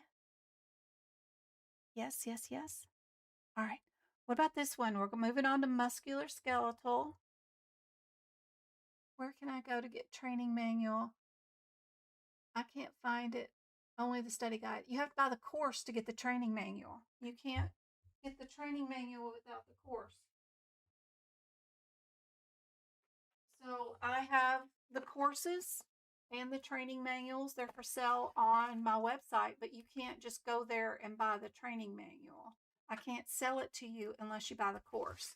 So I do have the course also, and I keep it, whatever AAPC charges me, I charge you guys. So if you want to have access to the training manual and the course, I have the pared down, a la carte options, or you can buy the whole course with all the exam attempts all in one, right? But I have every kind of option up there. But the training manuals are just a thicker book compared to the study guide, with more examples in it. But it's basically the same thing.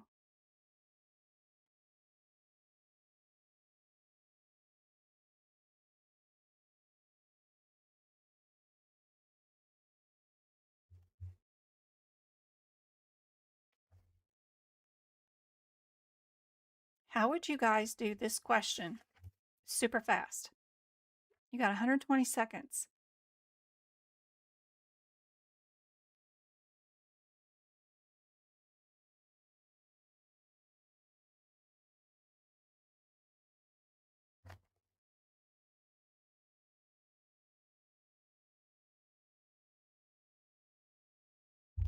What I see is that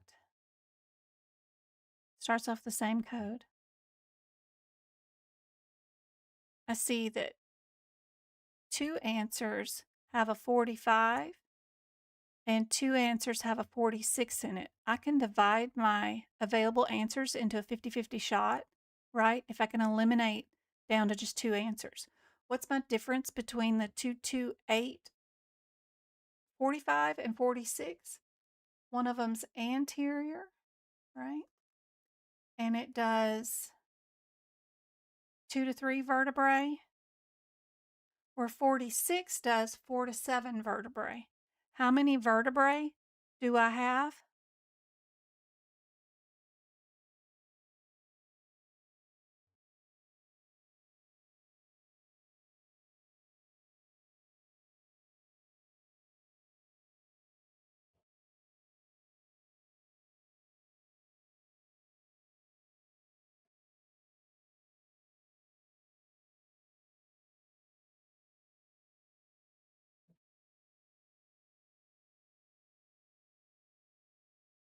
How many vertebrae segments do I have? Segments, because the differences are segments. Forget about that part.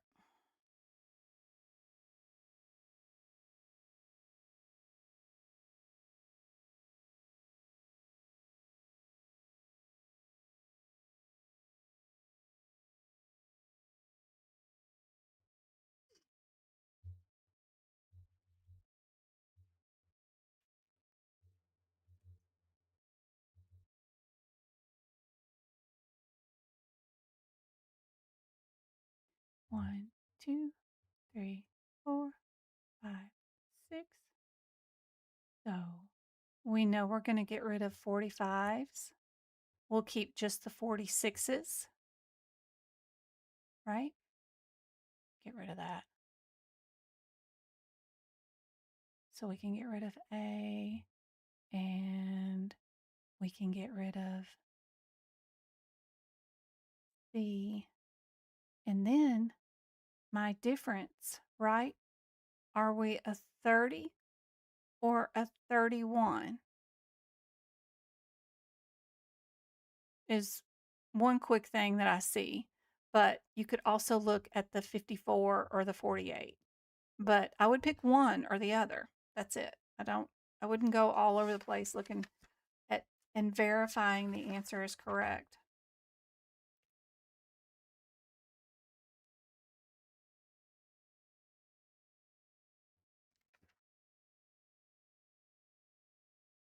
My differences between my 30 and my 31 is whether we are marginalized or structuralized, right?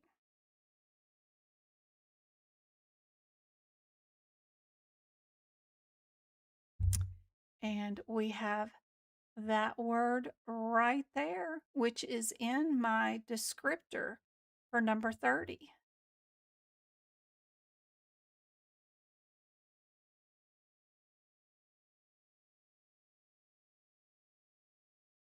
So B is our answer. Mm-hmm.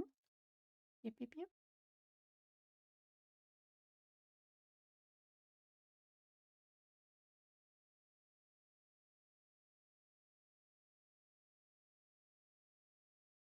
Good job.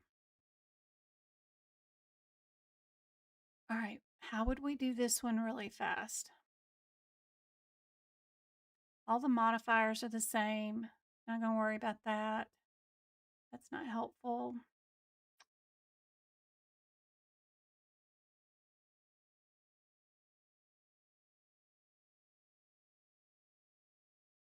If our second and third digits are all the same, then they're probably under the same header. So looking at the index or table of contents, probably not very helpful.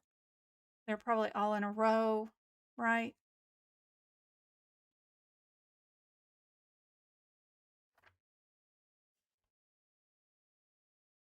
Two, four, five, 6, and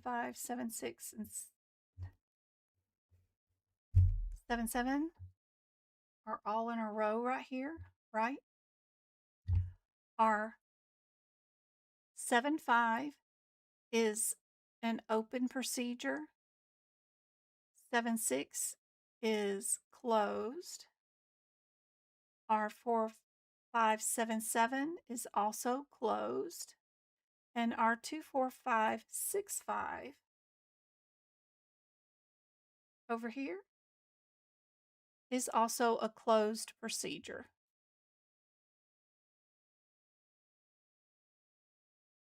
We'll look through our exam question to figure out if we're open or closed.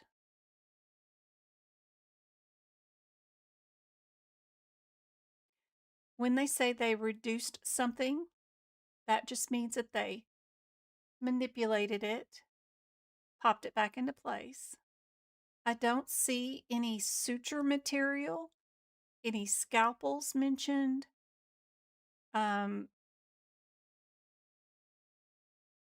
So I don't think we cut into the body. So I would get rid of that one. Now, my differences between these, right? Because they're all humeral bones, right? Is where is the fracture? The fracture is medial epi. Which ones are medial epi, right? Our 76 and 77 are not epi. Those two are not epi, right? They just say condyle fracture. The only one that's got the fracture on the bone that is on top of the bone, right, is our D, right? It's our D. Can you see how 76 says it's humeral condyle fracture? Condyle is your key word.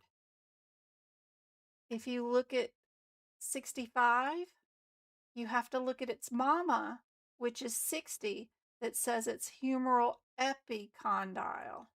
That's what you're looking for. 65 is epicondyle because everything that's inside mama is inside the baby right there. So we know our answer is D. Mm-hmm.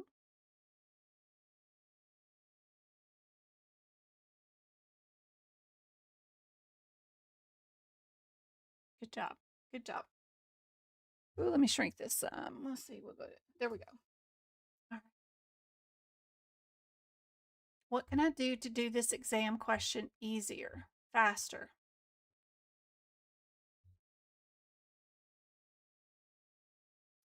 First code is the same.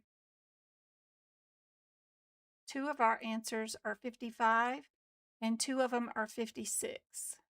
Let's run to those two codes and see what the difference is. So it won't matter about the first code. So 328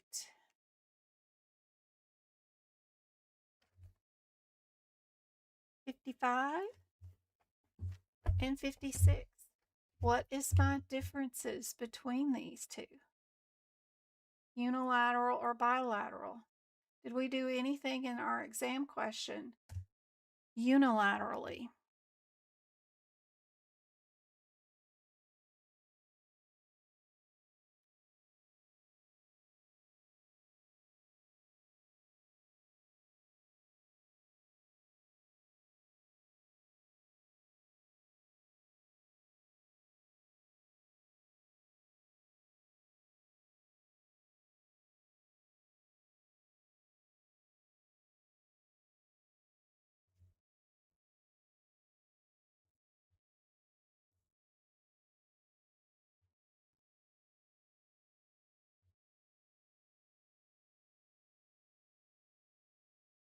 So we know everything was bilaterally. I would get rid of anything that said 55 as unilateral. Then my only difference is between a 51 and a 53. 328, 51 versus a 53. This is single transplant versus a double.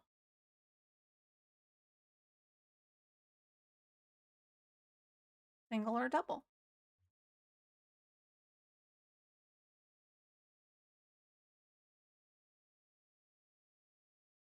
And if it's a single, would you times 2 it to make it a double?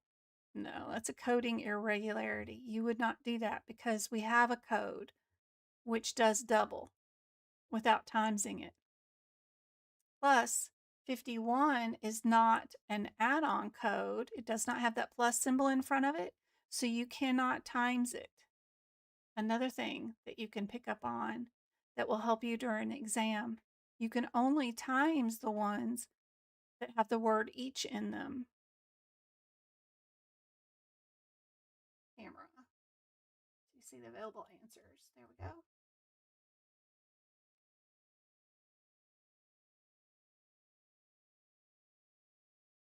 There's a whole lot of codes.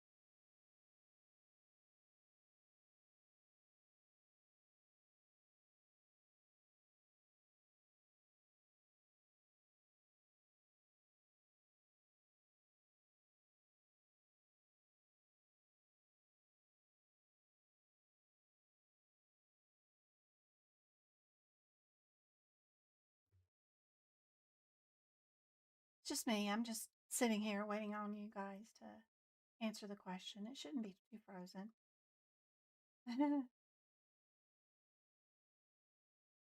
I like using this page if you're in the 2026 CPT book, 238 and 239 to do this one. Because if your answer isn't here on this chart, then it's probably not a correct answer. So pacemakers are on this column, defibrillators are on here. So what did we do? look over there, we did a pacemaker, right?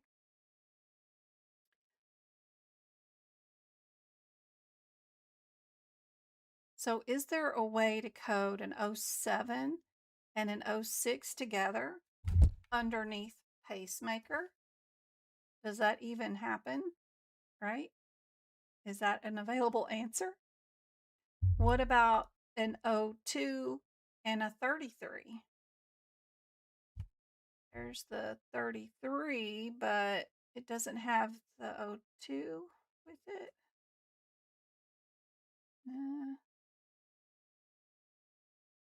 There's a 33 with an 06 or an 08 or an 07, but not an 02. So that's not on the chart. What about an 08 and a 38? There's the 08 with a 25, an 08 by itself. This one's an 08, but it's with a 34 or a 35, not a 38. Not a 38. It's not on that chart. Is there a 35 with an 08? Yep. Right there. There is a 35 with an 08. Check mark. Check mark. Yep, yep, yep. So we know our answer is.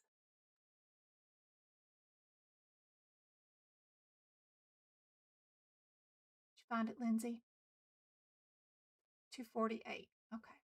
Good job, Pink Shadow.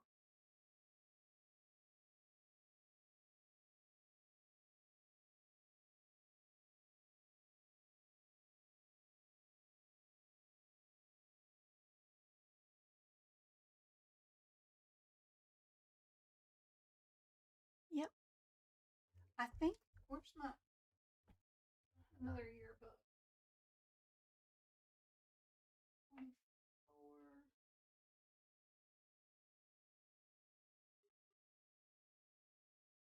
Lord, I've been on vacation. I can't find nothing now. I don't know where nothing is in this house now. I haven't even unpacked. I just threw everything out of the suitcase over there in the pile of clothes. I gotta eventually get to that. But you said it was on page 248.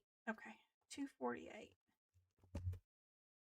So what I did in last year's book is if it's an insert, I highlighted it in green. If it's a removal, it's blue. And then if it's permanent, it gets a pink.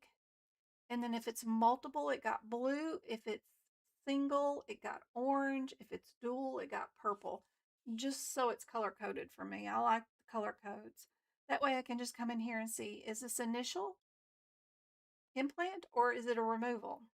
We were doing a removal reimplantation, right? So it's for removing and reimplanting. So you know your answers are going to have to be down here in the blue, no matter what, right? And then you just have to figure out if you did was it a replacement? They all are if you're removing and replacing, and then whether it was just electrodes or the whole pacemaker itself.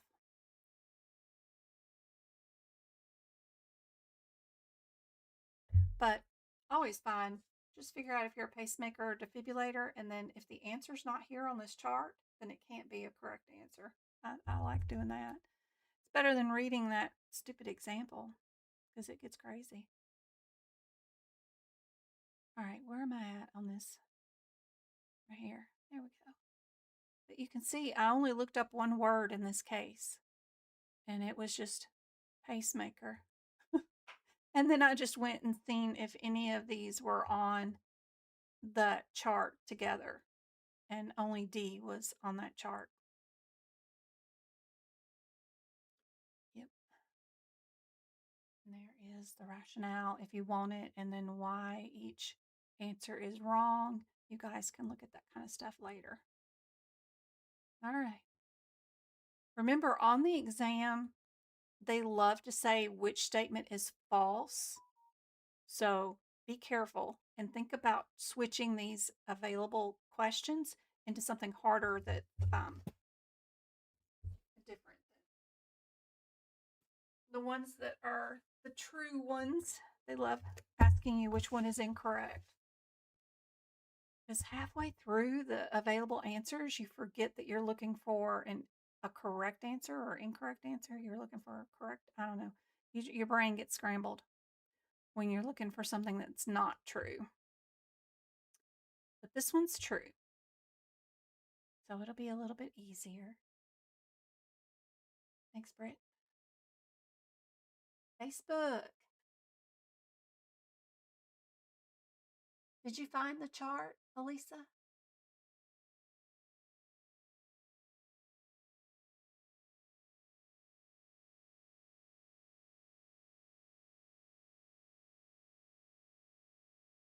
Be sure you know the differences between neurons and nephrons.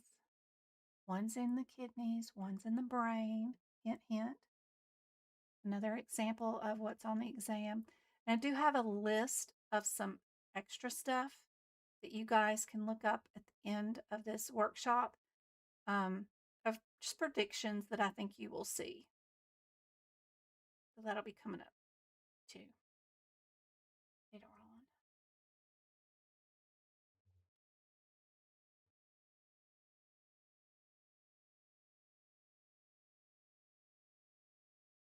You found it. Thanks. Good. Perfect. Yep. I think everybody's got this answer correct. D is correct. Good job. Perfect.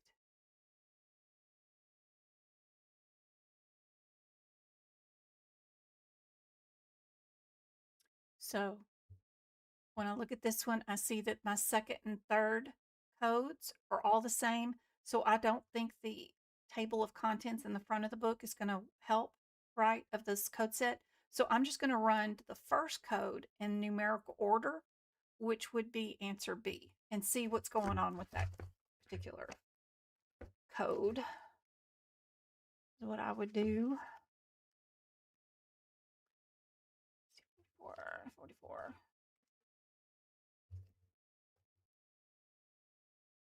4406. What's my differences between the 06 and the 08? Because those are the first two, because I can only remember two at a time in my head. And it's just the first word in the code descriptor. One's a removal and one's a repair. What did I do? Did I repair something or did I remove something? That's going to be helpful. 100%. These codes will be on the exam right in here. For sure.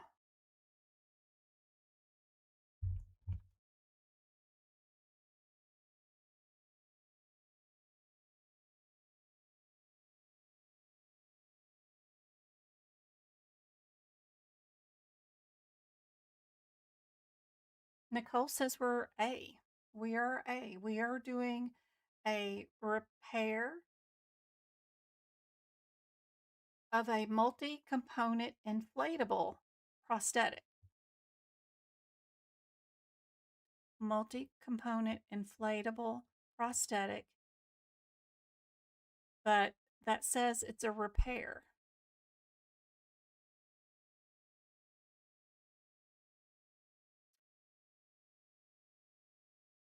Right. 06 says we're just doing a removal of, and then 10 says we're doing a removal and replacement.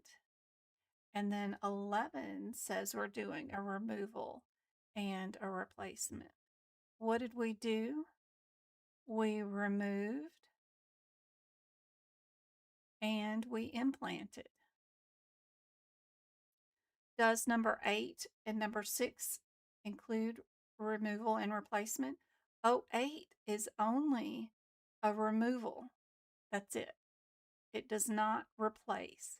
But Oh, that's 06. That's 06 that does the removal only. Sorry. The 08, I hate how they're out of order. The 08 does do,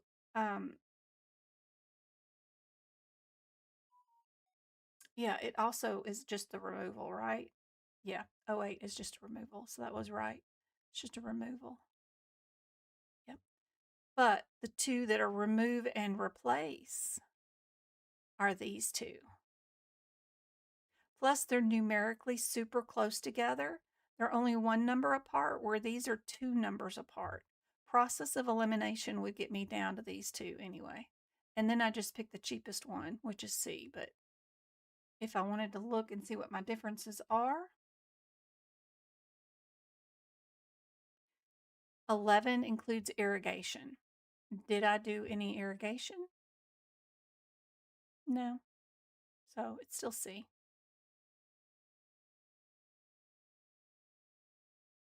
How much longer? We've been in here 2 hours, so we have 1 more hour. Yep, it's being recorded. You can watch the replay. 1 more hour. We're getting there. We're getting there. We have 2 that have the O2 in it. 3 of them, sorry, 3 of them, and then 1 that has the OO in it. So we might be able to look at the headers page and see if our index codes are different. So our 50060 is going to be under what code number?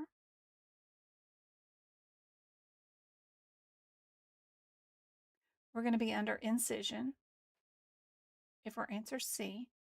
And then the 502s are going to be under excisions, right? Did we cut into something or did we remove something? Because this is incision. And then these are all excisions. Just knowing how to look up those different surgery headers in the table of contents before you get to the codes is really helpful, because you can see one answer is under incision and 3 answers are under excision. That'll get you down to a better answer pool, right?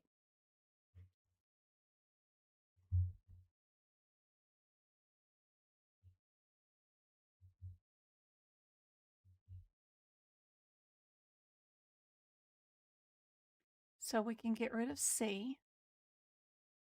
Then it also tells you what page number those codes are on, which is page 400. So you're not looking up and down a bunch of codes, right? We can just go straight to the codes. Our 80 is here. We have that down twice, and then our 90 is right here.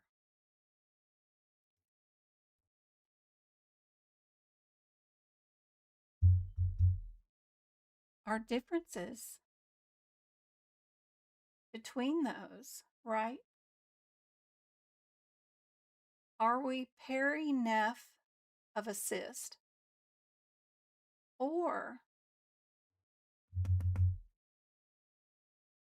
are we on a kidney? Ours are kidney, so we know we get rid of 90. Then we just need to know, do we times these, or is it all included in one? We look at our code descriptor. It does not have the word each in it.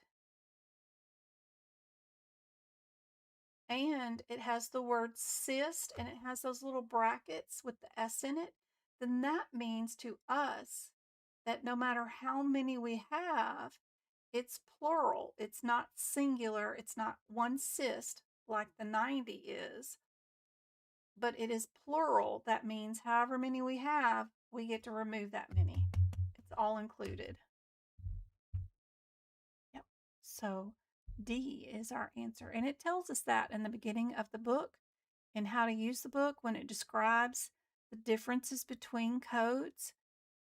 It will tell you about that bracket in S. Don't you love that? I'm so glad that made a light bulb go off, Heidi. Yep. That's how you know whether you can, these are singular or plural. Yep. Mm-hmm.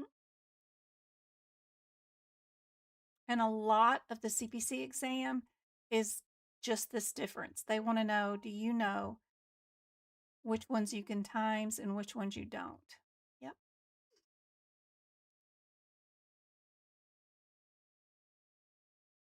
Yay.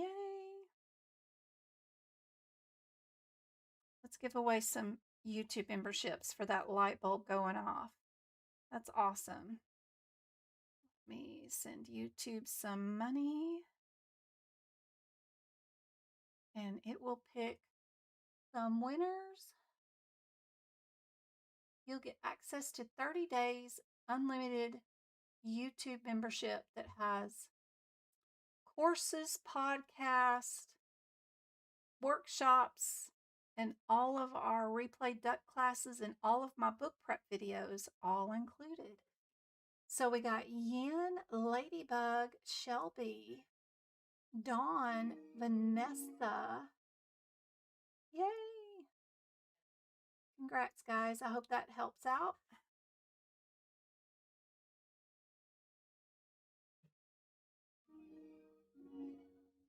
There's also another brilliant thing I found in the guideline for present on admission.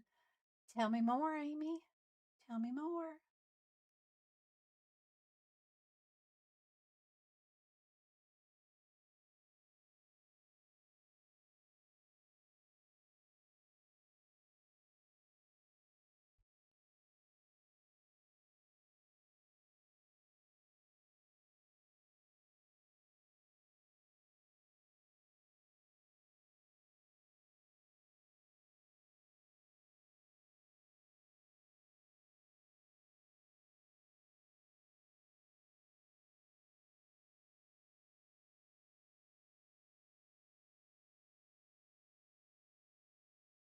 I like the octopus. That's really cute.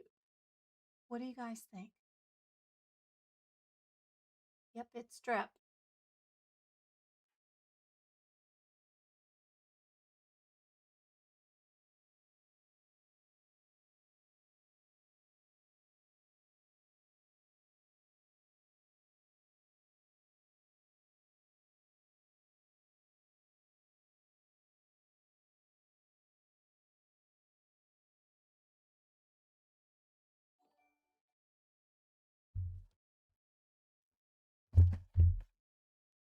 We can go to our little ICD-10 Bible or index thingy page. It's the 2 pages right here, right?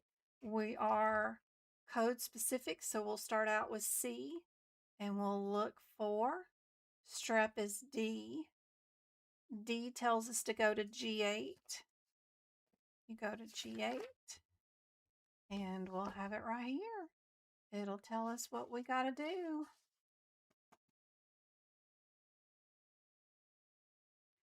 Yeah, there's one of those. It not present on admission. I love that.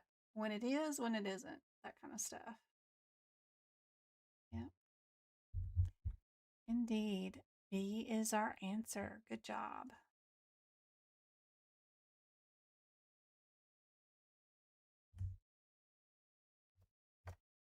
How are you guys going to answer this one fast? 120 seconds. Tick, tick, tick. What are we going to do?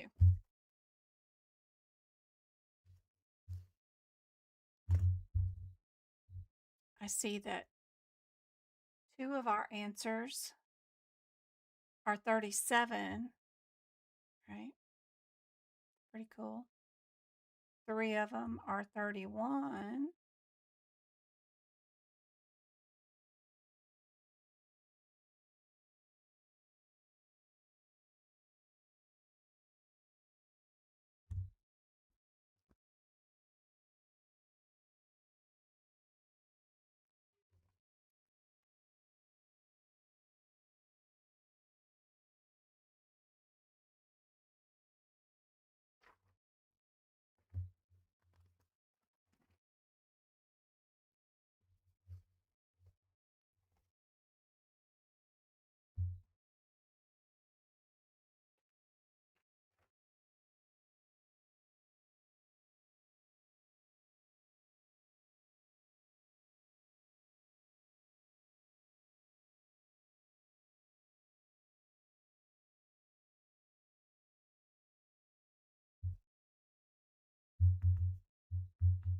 What do we do with these 348 31s and 34 codes?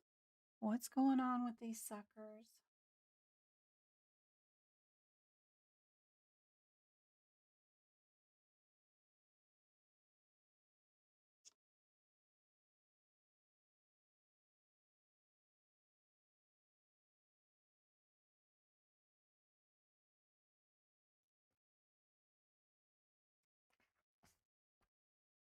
Hopefully you fixed out all your out of code sequences and found them.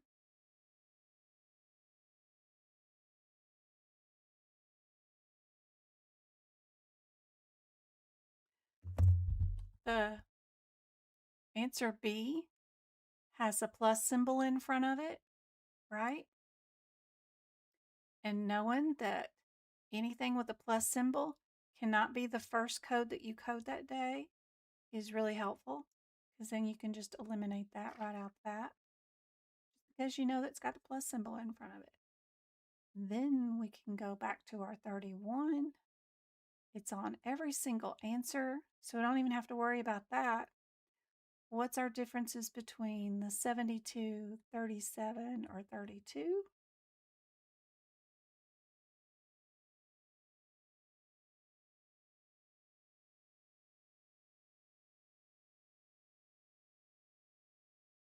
Those are helpful. We can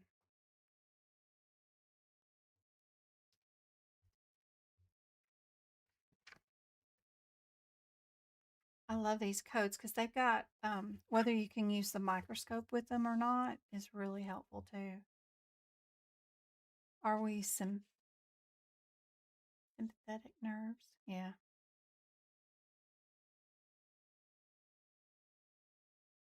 We got another add-on code, right? This one has a plus symbol in front of it. That means we don't need a modifier beside it, which is really helpful to know. Our 72, if we look at it, it also has a plus symbol in front of it, so we would not need a modifier. Makes that one look really good. Our 37 does have a plus symbol in front of it too, so it does not get a modifier. General.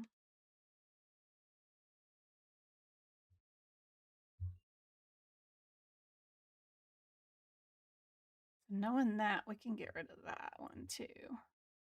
So out of our 72 and 32, because anything with a plus symbol does not usually get a modifier, at least not a 50 and 51 for sure, for sure.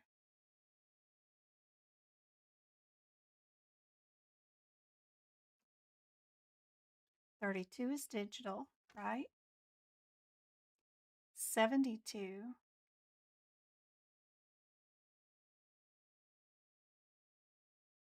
it's just saying secondary, right? If this is a secondary procedure done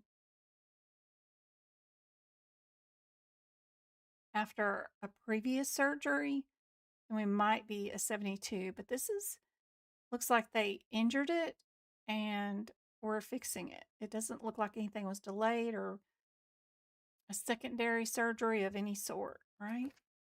Yeah.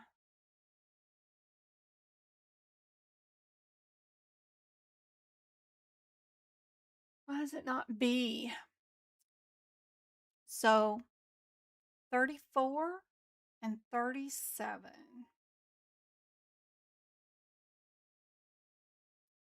37 is hand and foot, but it says list separately in addition to other codes primary. It's also got a plus symbol in front of it, which means you cannot use a 50 or 51 in front of it. 37 having the 51 and 50 is universal throughout the entire book. Any codes that have a plus symbol in front of them cannot have a 50 or 51 in front of it at all. They teach you that in the front before you do E&M section. Like some notes that I put in for integumentary, like right at the beginning, somewhere around there. Like right here, across the top of every page, add-on codes equal X and equal no 50 or 51. That plus symbol right there.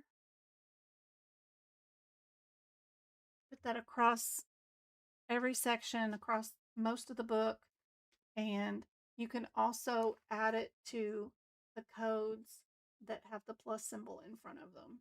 So that will help out some.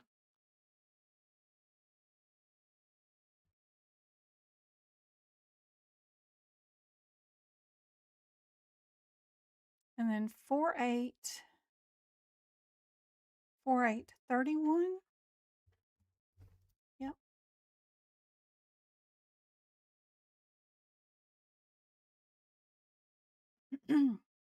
You see how 31 and 32 is indented underneath the 31? But if you notice, 37 is not indented.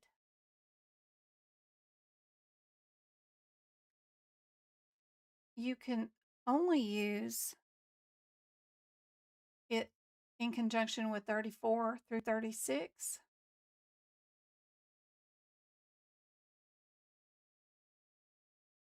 Which that eliminates C, but it does make B look promising. But because it has that modifier, you know you're wrong. Each additional nerve. But 37 goes with 34. Yep. 34 through here is for the hand and foot, which we're not doing a hand to do 34. Your hand is here. Where are we doing it? We're doing it index and middle finger, right? Whatever those two are. And those are not part of your hands. Those are part of your digits, right? So we're up here in the digital nerves, which is 31.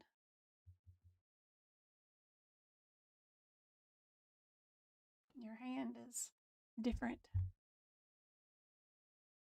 anatomically, anyway.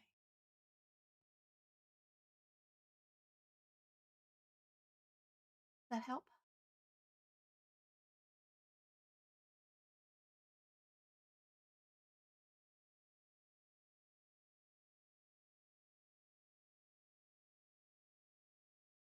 No, 34 is a parent code to 35 and 36. And 37 it's just a difference between whether you're in the hand or the foot. But that's different than being in a finger. You can see how the nerve is noted as digital nerve, which is different than just a hand nerve in the hand and foot.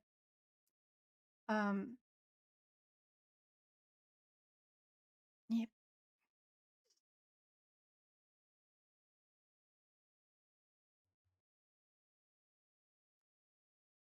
I got digital repair of 2. Yep, does not match.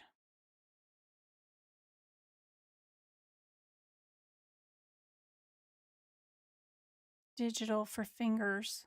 Put fingers over the top of that CPT code. Maybe that'll help.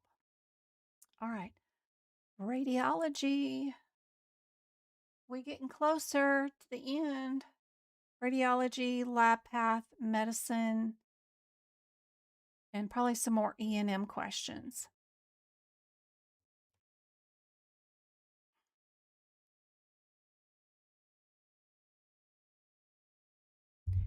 You know this 99999 is going to be unspecified code.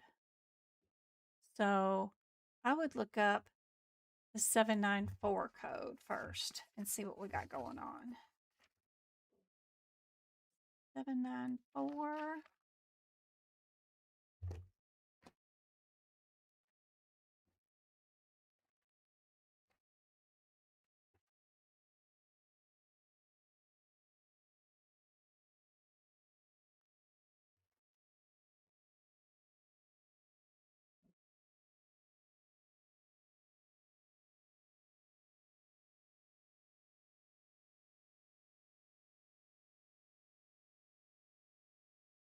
We just need to know, can we add radiology or integumentary, something else with it, right?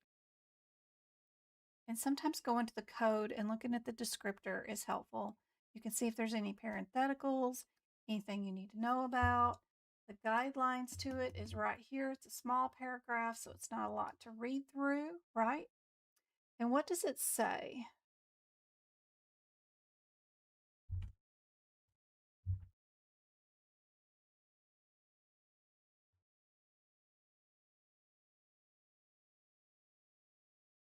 Process of elimination would get me answer A. Let's see. Intra-arterial injection procedure codes as well as imaging guidance, radiology and supervision when appropriate.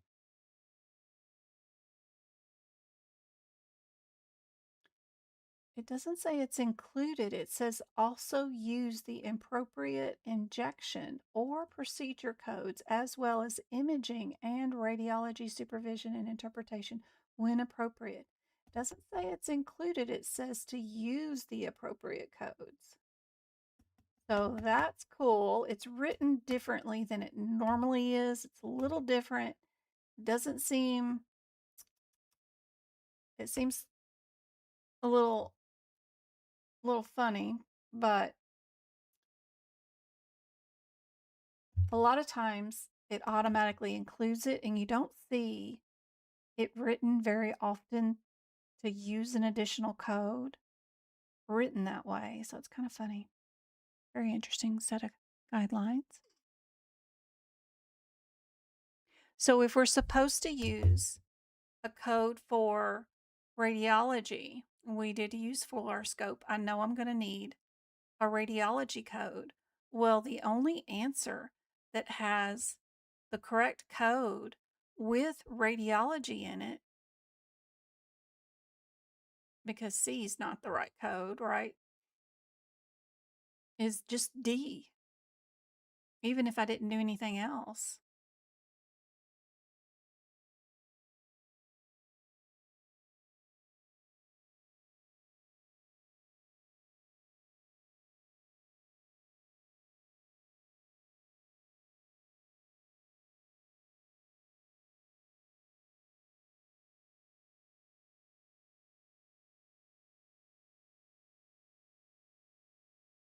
Yep, yep, yep. Our answer is D. We have a lot of areas in our book that do something like that, especially in the digestive system. Don't forget, like, these little sentences right at the chapter headers, like endoscope. Surgical endoscope always includes a diagnostic endoscope. That's what they're going to ask you on. It's a tiny little sentence before a code set, and it tells you what they include in the code set. Right here under laparoscope, right? Surgical always includes diagnostic, right? And that's right before you code all these laparoscopes. That little bit of information that they write right at the chapter header or surgery header is real helpful. Don't forget to check back and look at the beginning of a code set and see laparoscopic includes this, that, and the other thing, because that'll mean for the entire set of all these scopes, right? All of our bariatric surgeries, what do they include? They involve the stomach, duodenum, jejunum, and ileum, right? All of them do. It says it right there. And then you get the code set. So don't forget to look back at those little chapter headers. It's really helpful. All right. What else has radiology got us? So it looks like knowing whether we're going to add modifiers to these codes or not is what they're testing us on, right? So I'm going to go to those codes and see what's included with those codes, right? 710, 710, or 710, 710, 46.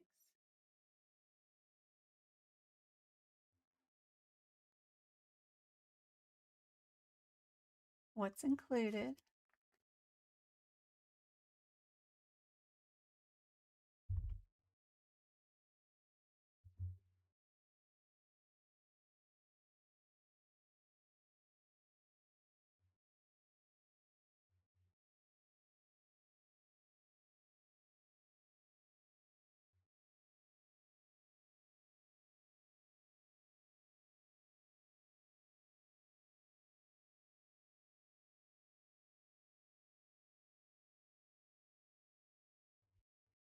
So our chest x-ray of our two views was done where? Our CT scan was done where?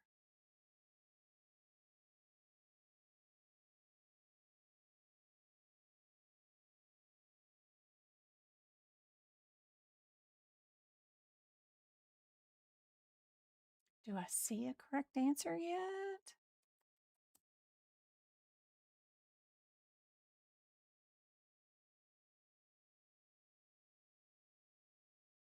If our chest x-ray was done in the office by this doctor and he's billing, or she is billing the CPT code of this code right here, and they're doing the interpretation, does it need the 26 modifier? Yes or no? What do you guys think?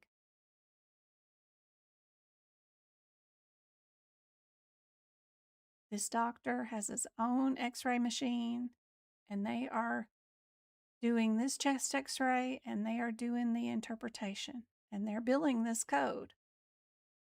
Do they add the 26 modifier?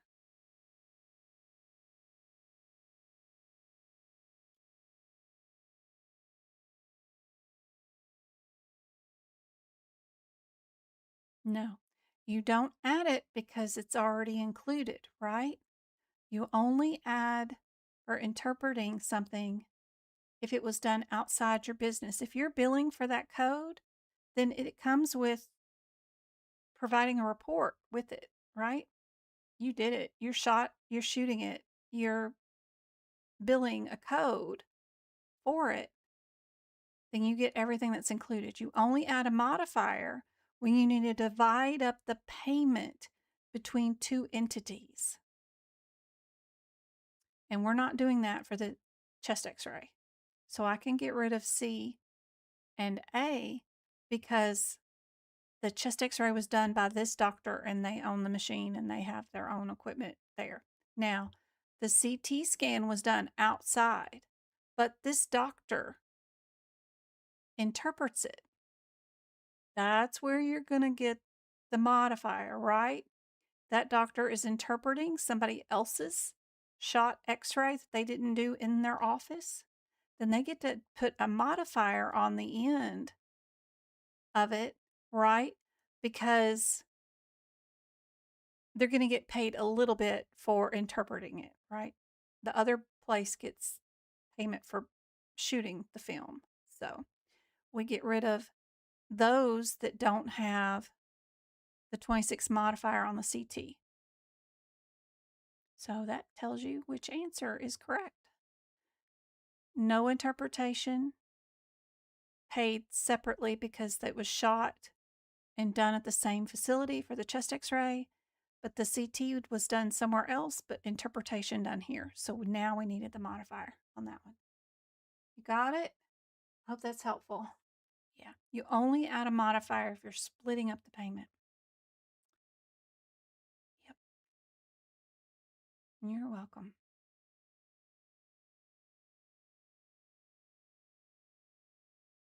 Let's see. This one's like really big. Oop, wrong way. There we go. I think I got everything on one page. Lab path.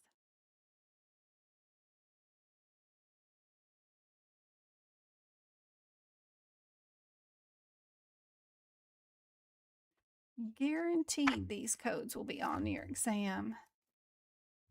Oh, sure.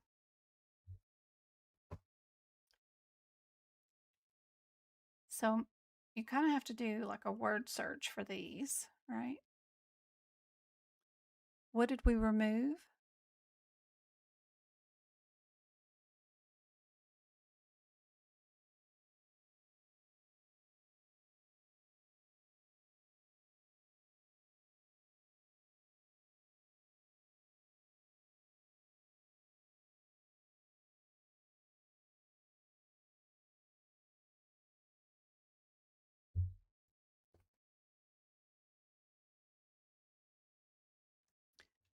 We got endometrial, endocervical. If we go to our 04 and we look through the list of stuff, I don't see any endometrial or endocervical anything here. If we go to 05, right, we do have endocervix and endometrium right there. So this is under the 05. So maybe. And then we look at 07 and I don't see any endocervical or endometrium stuff here. So we know it's got to be the 05s. So we can get rid of that one and get rid of that one. My differences between these are C7 and C5. And I know what my differences are in those. But if you don't know, the best thing to do is go to the C's right in your tabular list. Go to the first page in the section right here. Before you even get to COO, I'm right here at this little table of contents. And C5 tells you your malignant neoplasm of the breast. C7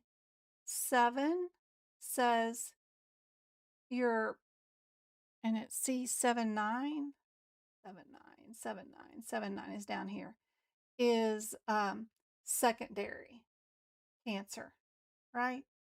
So you know you're metastatic with that one. So are we primary cancer or metastatic cancer? And we just have malignant cancer.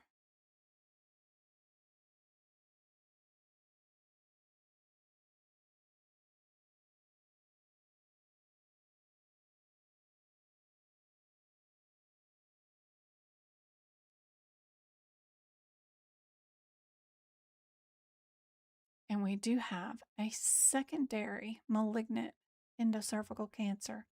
So our answers are 2 primary cancers or 1 malignant secondary, right?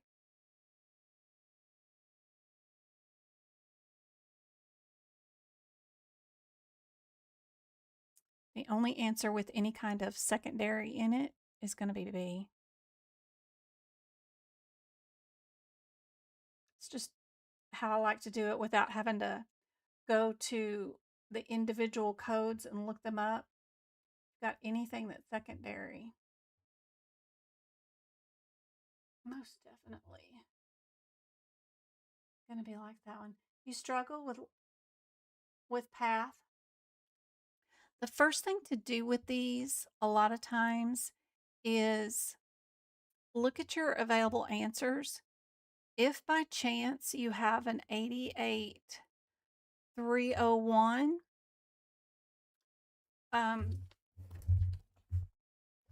then look at, let me get my camera back up. Get back to those codes. Be sure to look for the word gross and microscope. It says in your guidelines around here that the one was the 00. It's not 01, but 88300 is the only one that's gross only and no microscope. If you are doing microscope, then you know you're not an 88300. All the other ones, the 4, the 5, the 2, all the other ones have microscopes. That's one guideline that they like to test you on. The other guideline is, what if they did these specimens in 2 separate containers? Right here, they have the specimens, right, together in one jar. It's singular. What if you got jars? You got 2 jars, each identified. If they made this into a 2 jars, what would we bill? There's a guideline up here about being separately identified right here at the very bottom.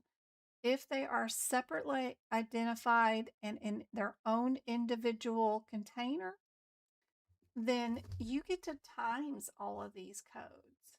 So you would look for, if it said 2 jars, you would look for an answer that said times 2. Just so you know on that one. And then your differences between your 07 and your 09.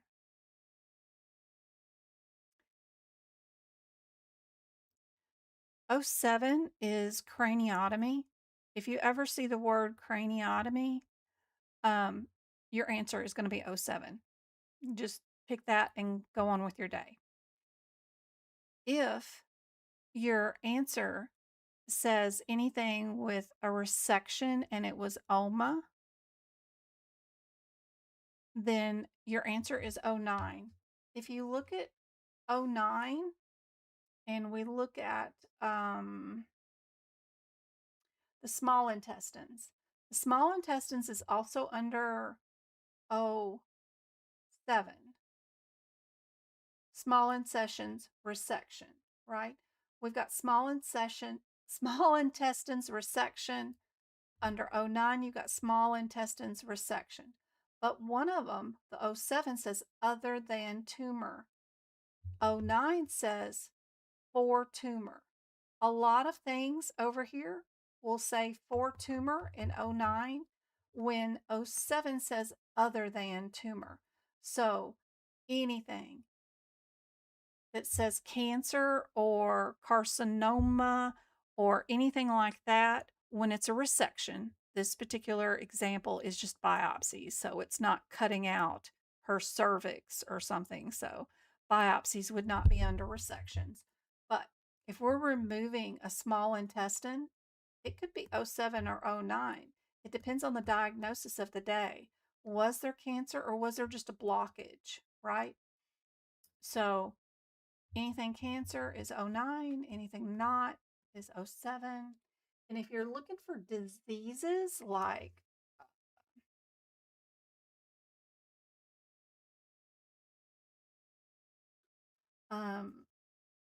H. pylori, if you're trying to diagnose a disease process, you're more likely to be an O5, because these are things that if you're looking to biopsy something and see if there's a disease in process, not a cancer, that's different.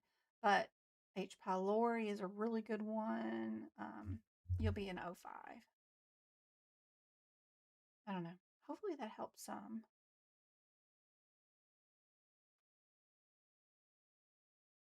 I got like some really cool notes. These codes haven't changed in like years in this area, and I got really good notes with tons of examples of all of the surgery types for microscopic here. Any example I've ever found in 6 years, I've got them all listed here, so it's really cool. All right. What about diabetes, glucose, blood sugar? Definitely 100% be on the exam. You're welcome, Stace.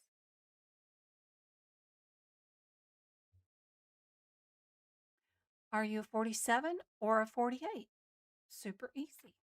Let's go see what our differences are between those two codes, and only look for that difference in our question. Please don't read the questions first. 82947 versus a 48.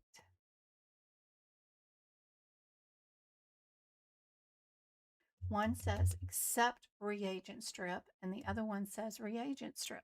So how did we get the blood into some sort of machine to test for blood sugar, right? What did we use for testing it? A lot of lab and path is just how did we do it?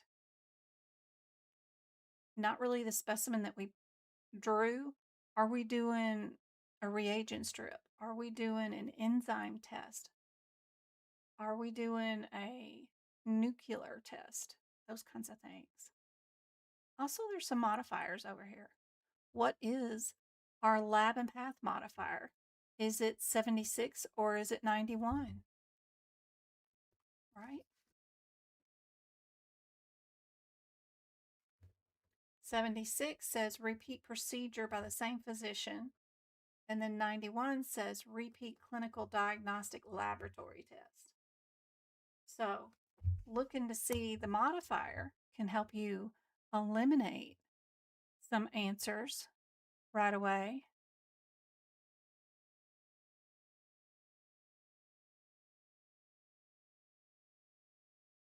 Now all you need to know is, are you a 47 or a 48?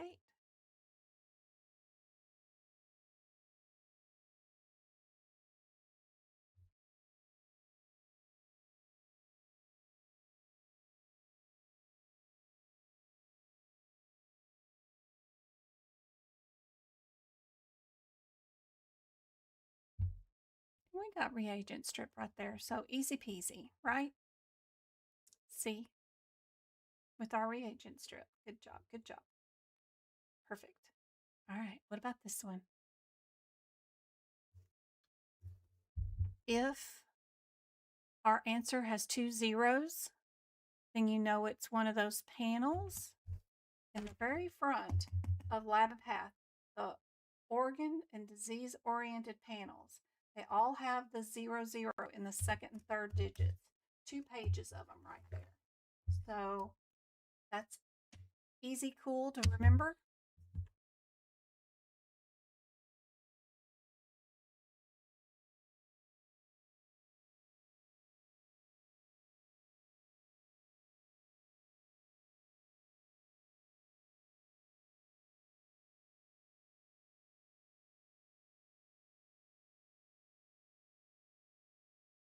And if we're doing this general health panel, we have 2 options, right?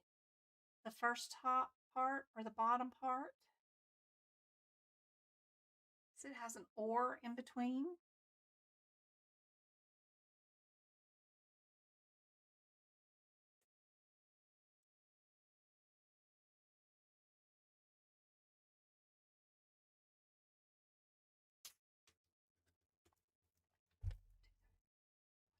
been 3 hours. Oh my goodness.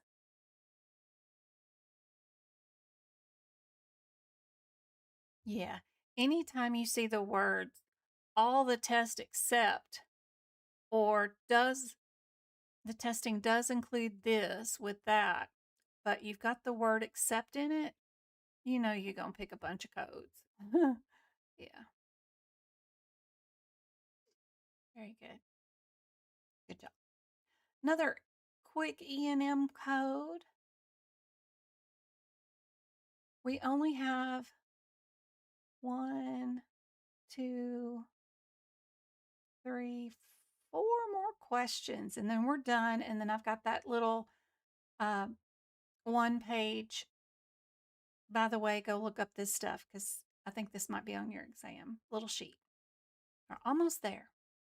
Thank you guys so much for hanging out with me for the last 3 hours. Let's give away some more YouTube memberships while you guys are hanging out.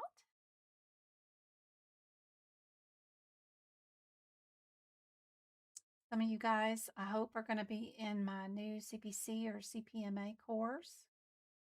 Hope to see y'all next week. We're starting some live lessons.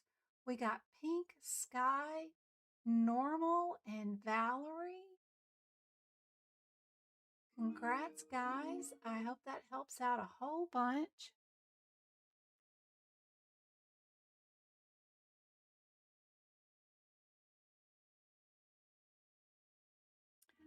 For E&M, I like to see what we are coding for by going to the bottom of the question first.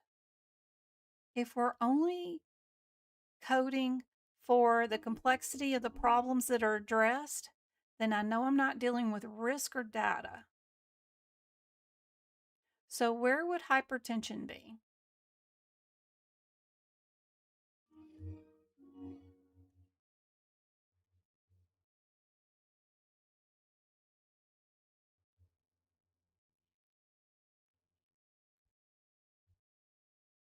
She's at goal and taking prescribed medicine.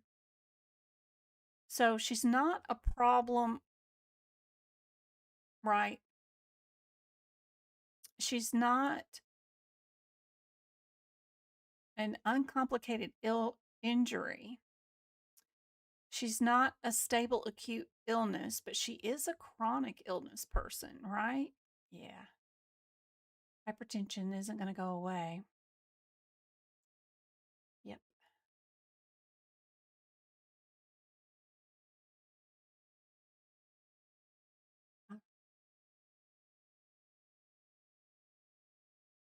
All these will be right underneath E&M. We just got to go look at the time. Probably one of the most missed questions for sure on the exam for some reason. Where would 29 minutes be? On page 16 and 17.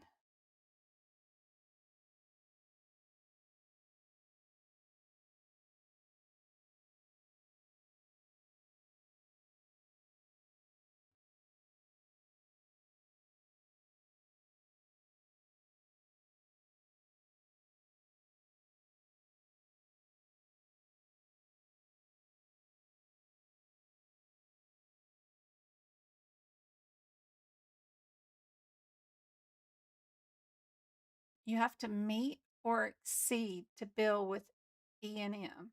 If you don't meet it or exceed it, go over and above, then you cannot bill it.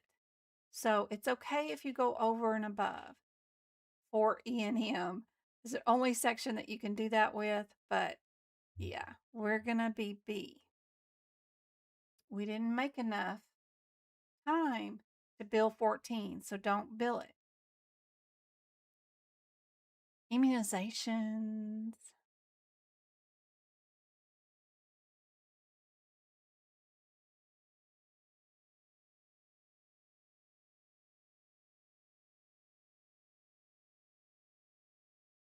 First thing I like to look for is my administration codes.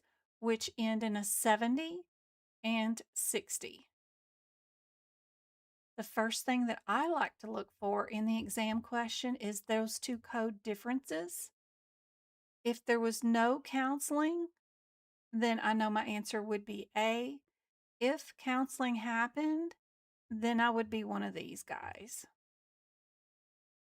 So we just look for the word counseling. We do have it, so that helps me get rid of A right away.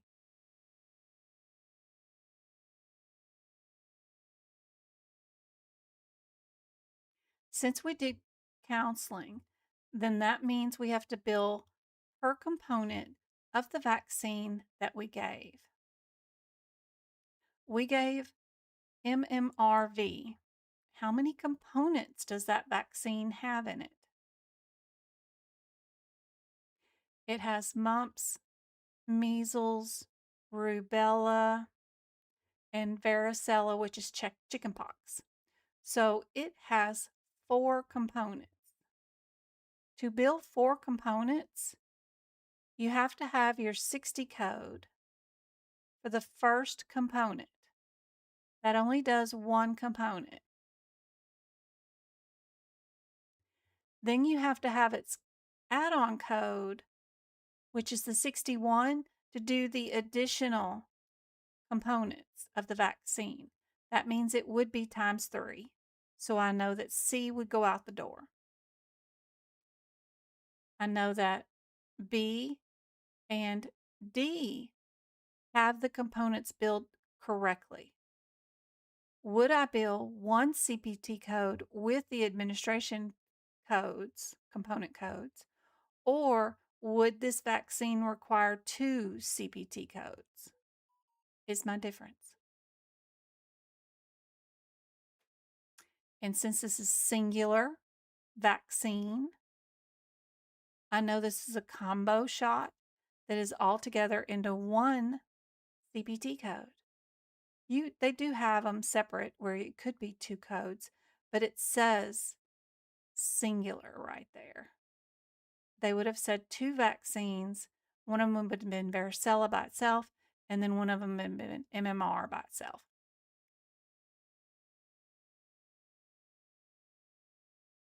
Since this is not 2 vaccines, we know D is our answer. Yep. There you go. One last E&M, I think, question. Yes. / medicine section, sort of, kind of. Still kind of like an E&M visit, but it's for a different type of physician. So like ophthalmologists and nurses that bill office visits or home visits, their codes are in the medicine section, where MDs codes for office visits or home visits or anything are up in the E&M section. So this one's for an ophthalmologist for their office visit. But it's in the medicine section, but it's still kind of sort of an E&M visit, kind of sort of. If that makes any sense. I still look at it as an office visit. It's just the codes are found in the back of the book instead of the front.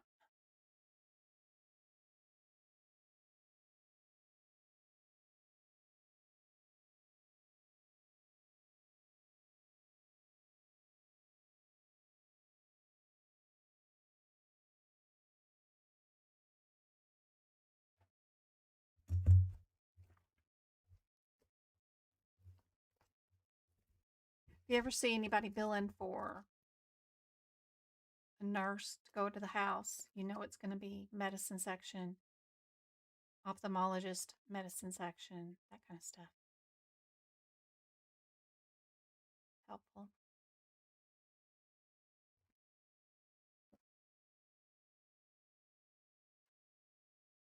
Oh, I was way off.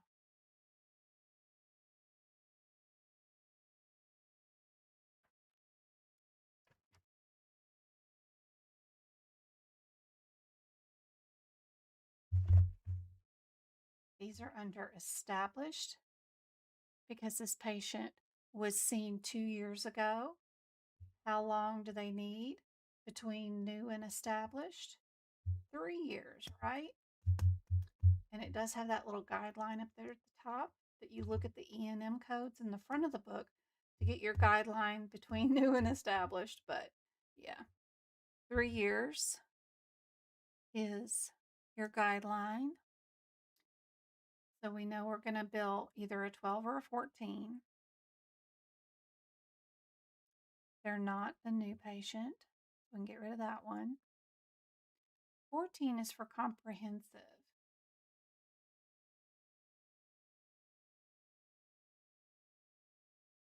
12 is for intermediate.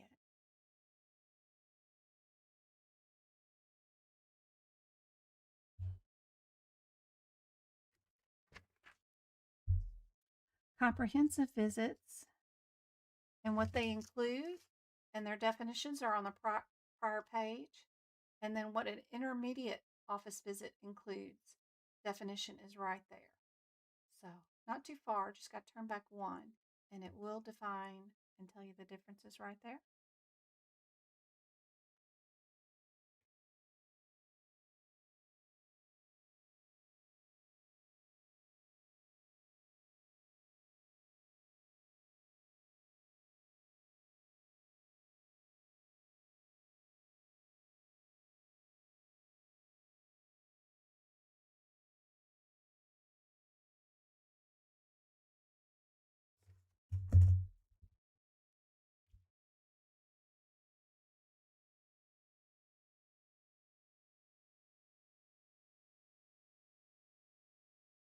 And what would be likely? Would we bill 2 codes versus 1?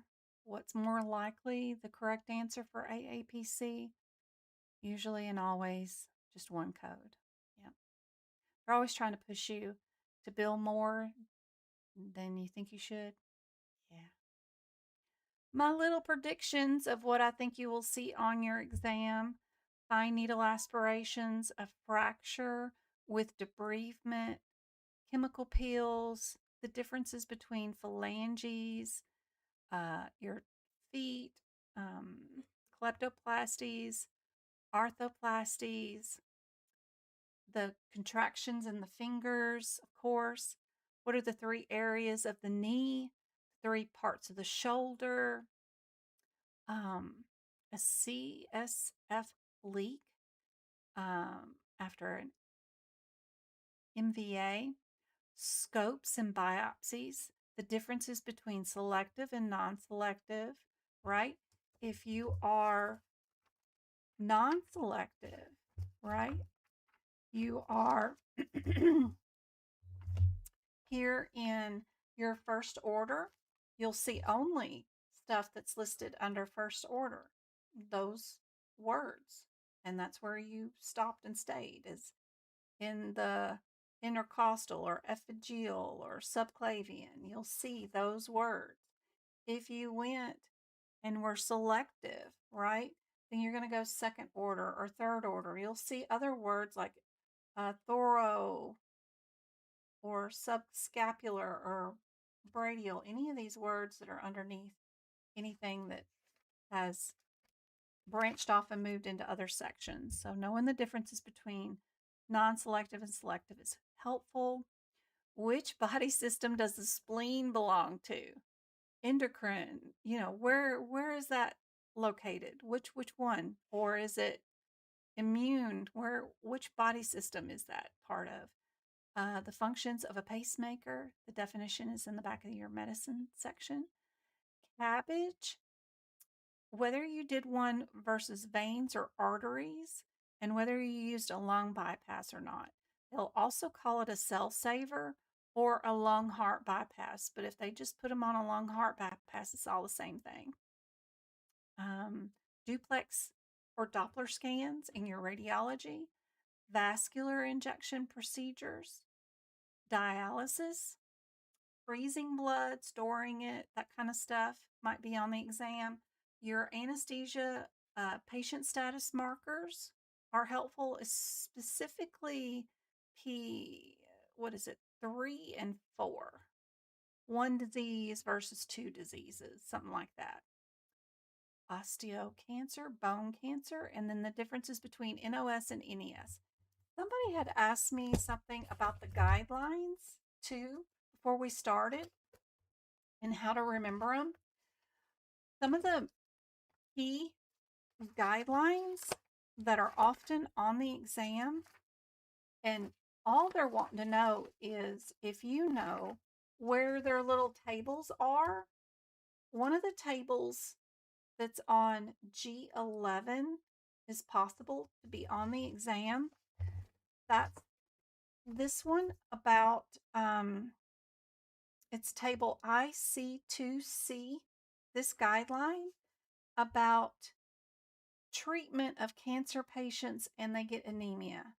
If the anemia is a complication or a reaction to the treatment or what have you, the answers are right here in this table. AAPC created this little table or whatever, and they're wanting to know, do you know it? And the answers are right here. Whether you would code the complication first or the cancer secondary. That one is handy. Be sure you know where that page is on the exam day. And then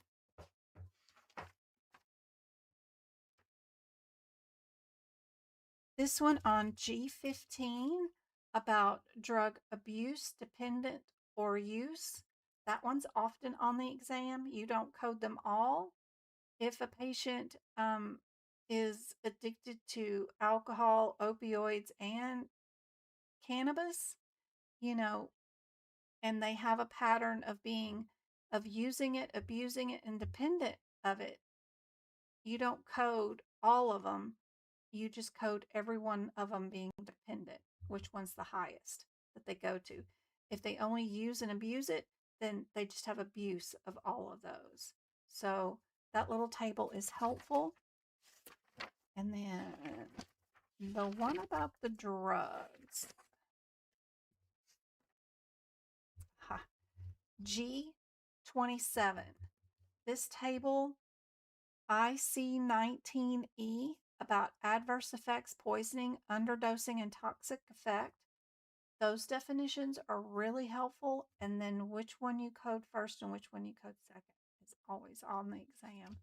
That one is helpful. If you know those, that's 3 of the 7 guidelines right away that are on the exam. The list of the Z codes that can be principal or first diagnosed, which is on G33, is your 4th guideline that is always usually on the exam. That list of codes that can be primary, just knowing where that is really helpful. And then your heart attack thingy, the one about AMI or STEMI. Yeah, where is that? That'll be the 5th one. STEMI. When's that one? I have it written in my cardiovascular section, so I don't have to hunt it up. Okay. G18.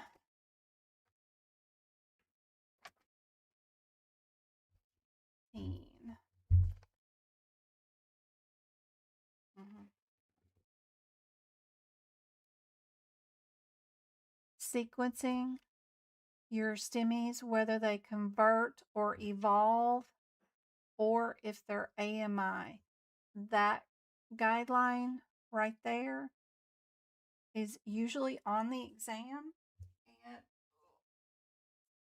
what I do is I just move it to my CPT book, to my cardiovascular page with our heart picture.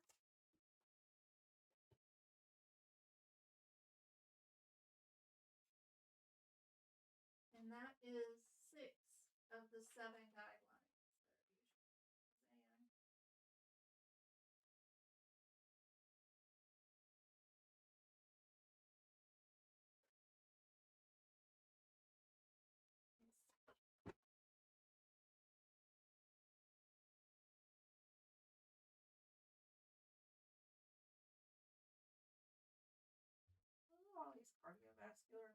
all over the place.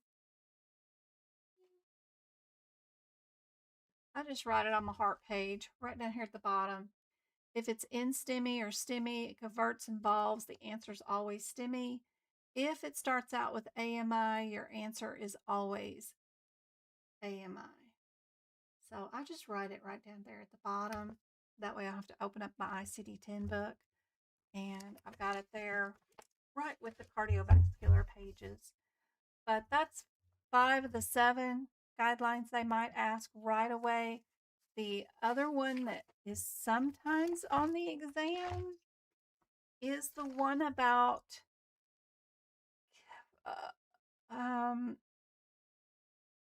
malignancy after transplant. R.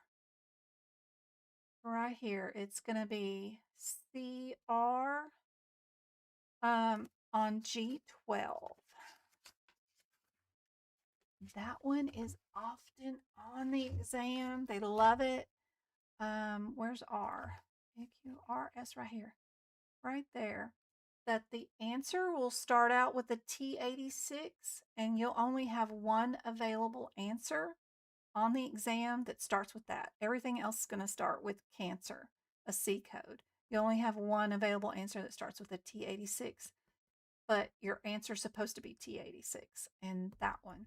So there's 6 of the 7 right away that usually end up on the exam. And just knowing at least the top 10 guidelines that are often on the exam will get you a very cool passing grade. They love the NOS, NES excludes.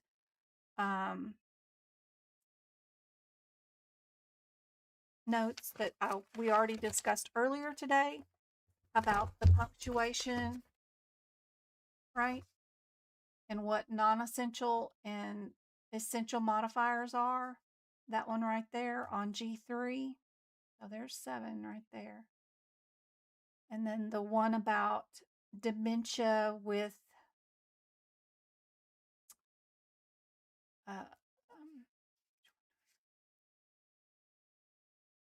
their underlying disease, right? 127, somewhere around there. What have I got?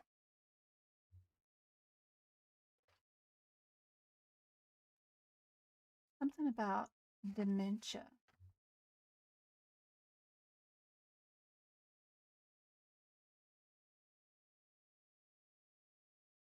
Those G codes. They got to have 2 of them. That's about it. Hopefully this was super helpful, guys. Just make sure you know some of these right here. You know, which is the correct sinus cavity. Be sure you know your differences between your sinus cavities. What's in Medicare Part B? What are Category 2 codes? What is your heart attack 3A, right? If a patient has hypertension with chronic kidney disease 3A, what does that mean?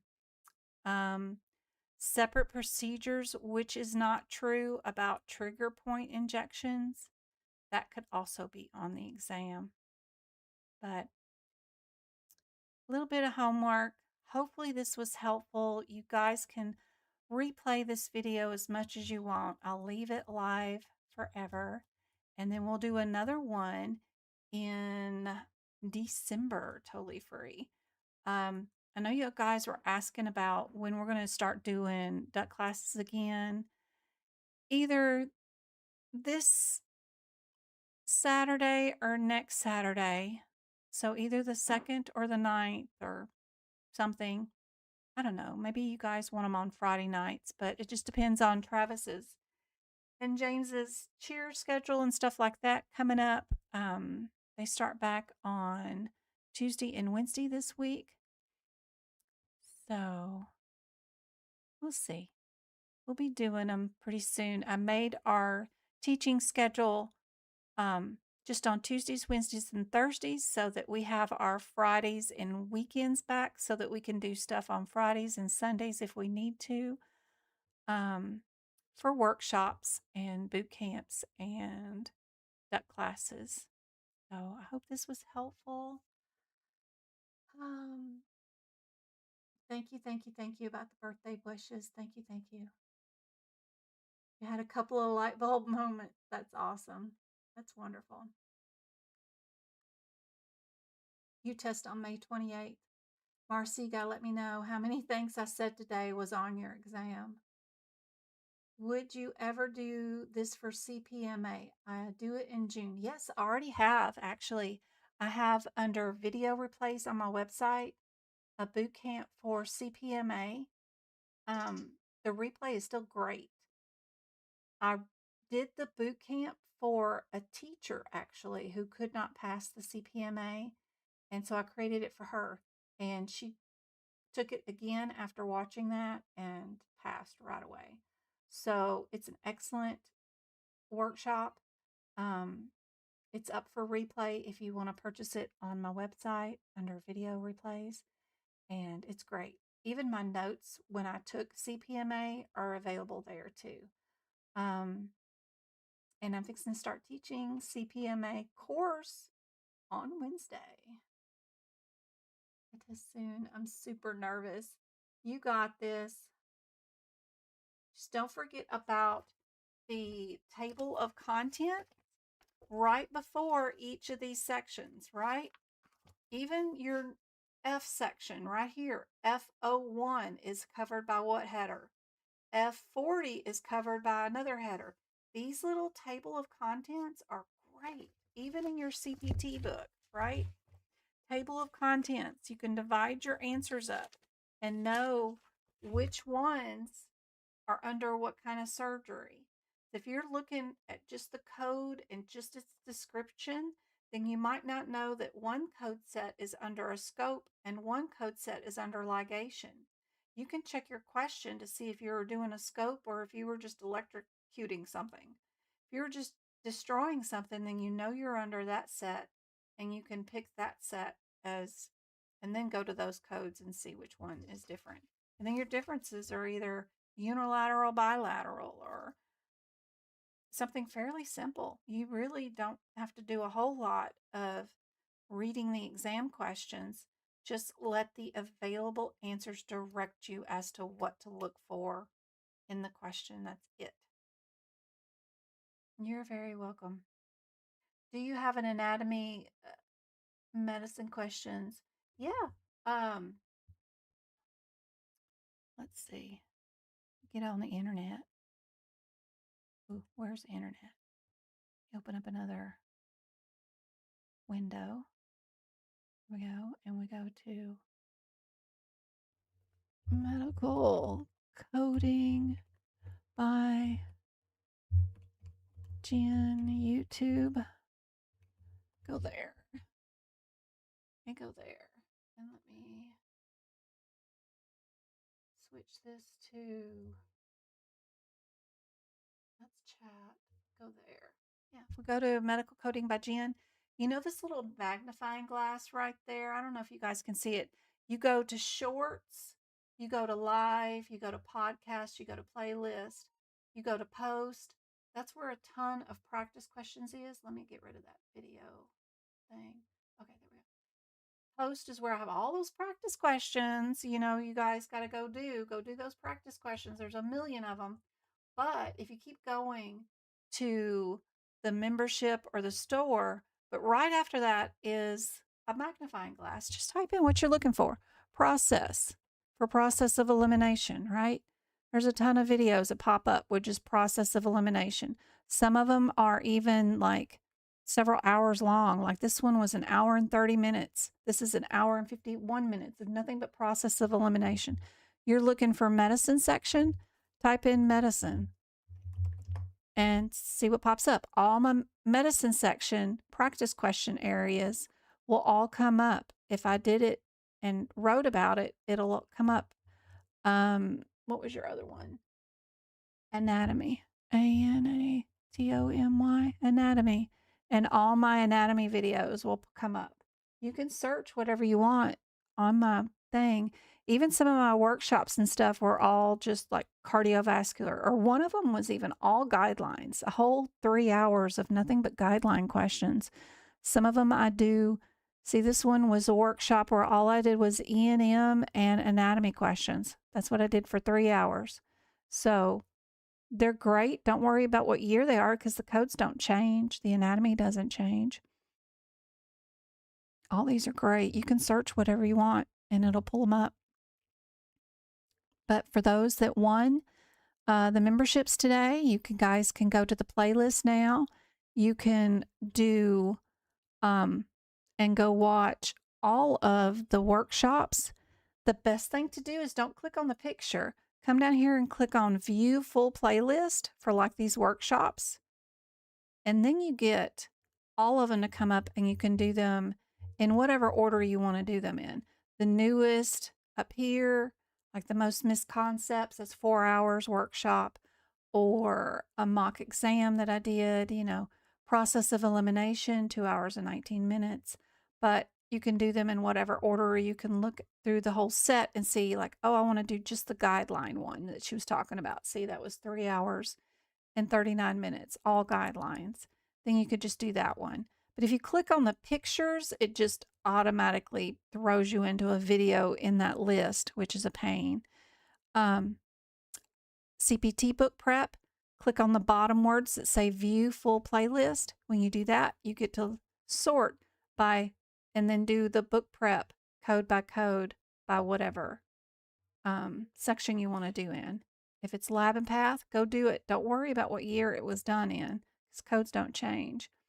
They're still great, and the notes are wonderful. But anyway, the other thing that is super helpful besides book prep and workshops is the duck classes. This one with the ducks on it, go to View Full Playlist.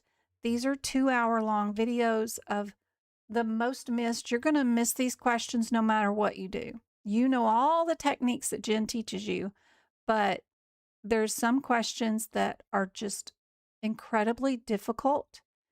And unless you knew that this was going to be there, even the process of elimination might be a little tough with them.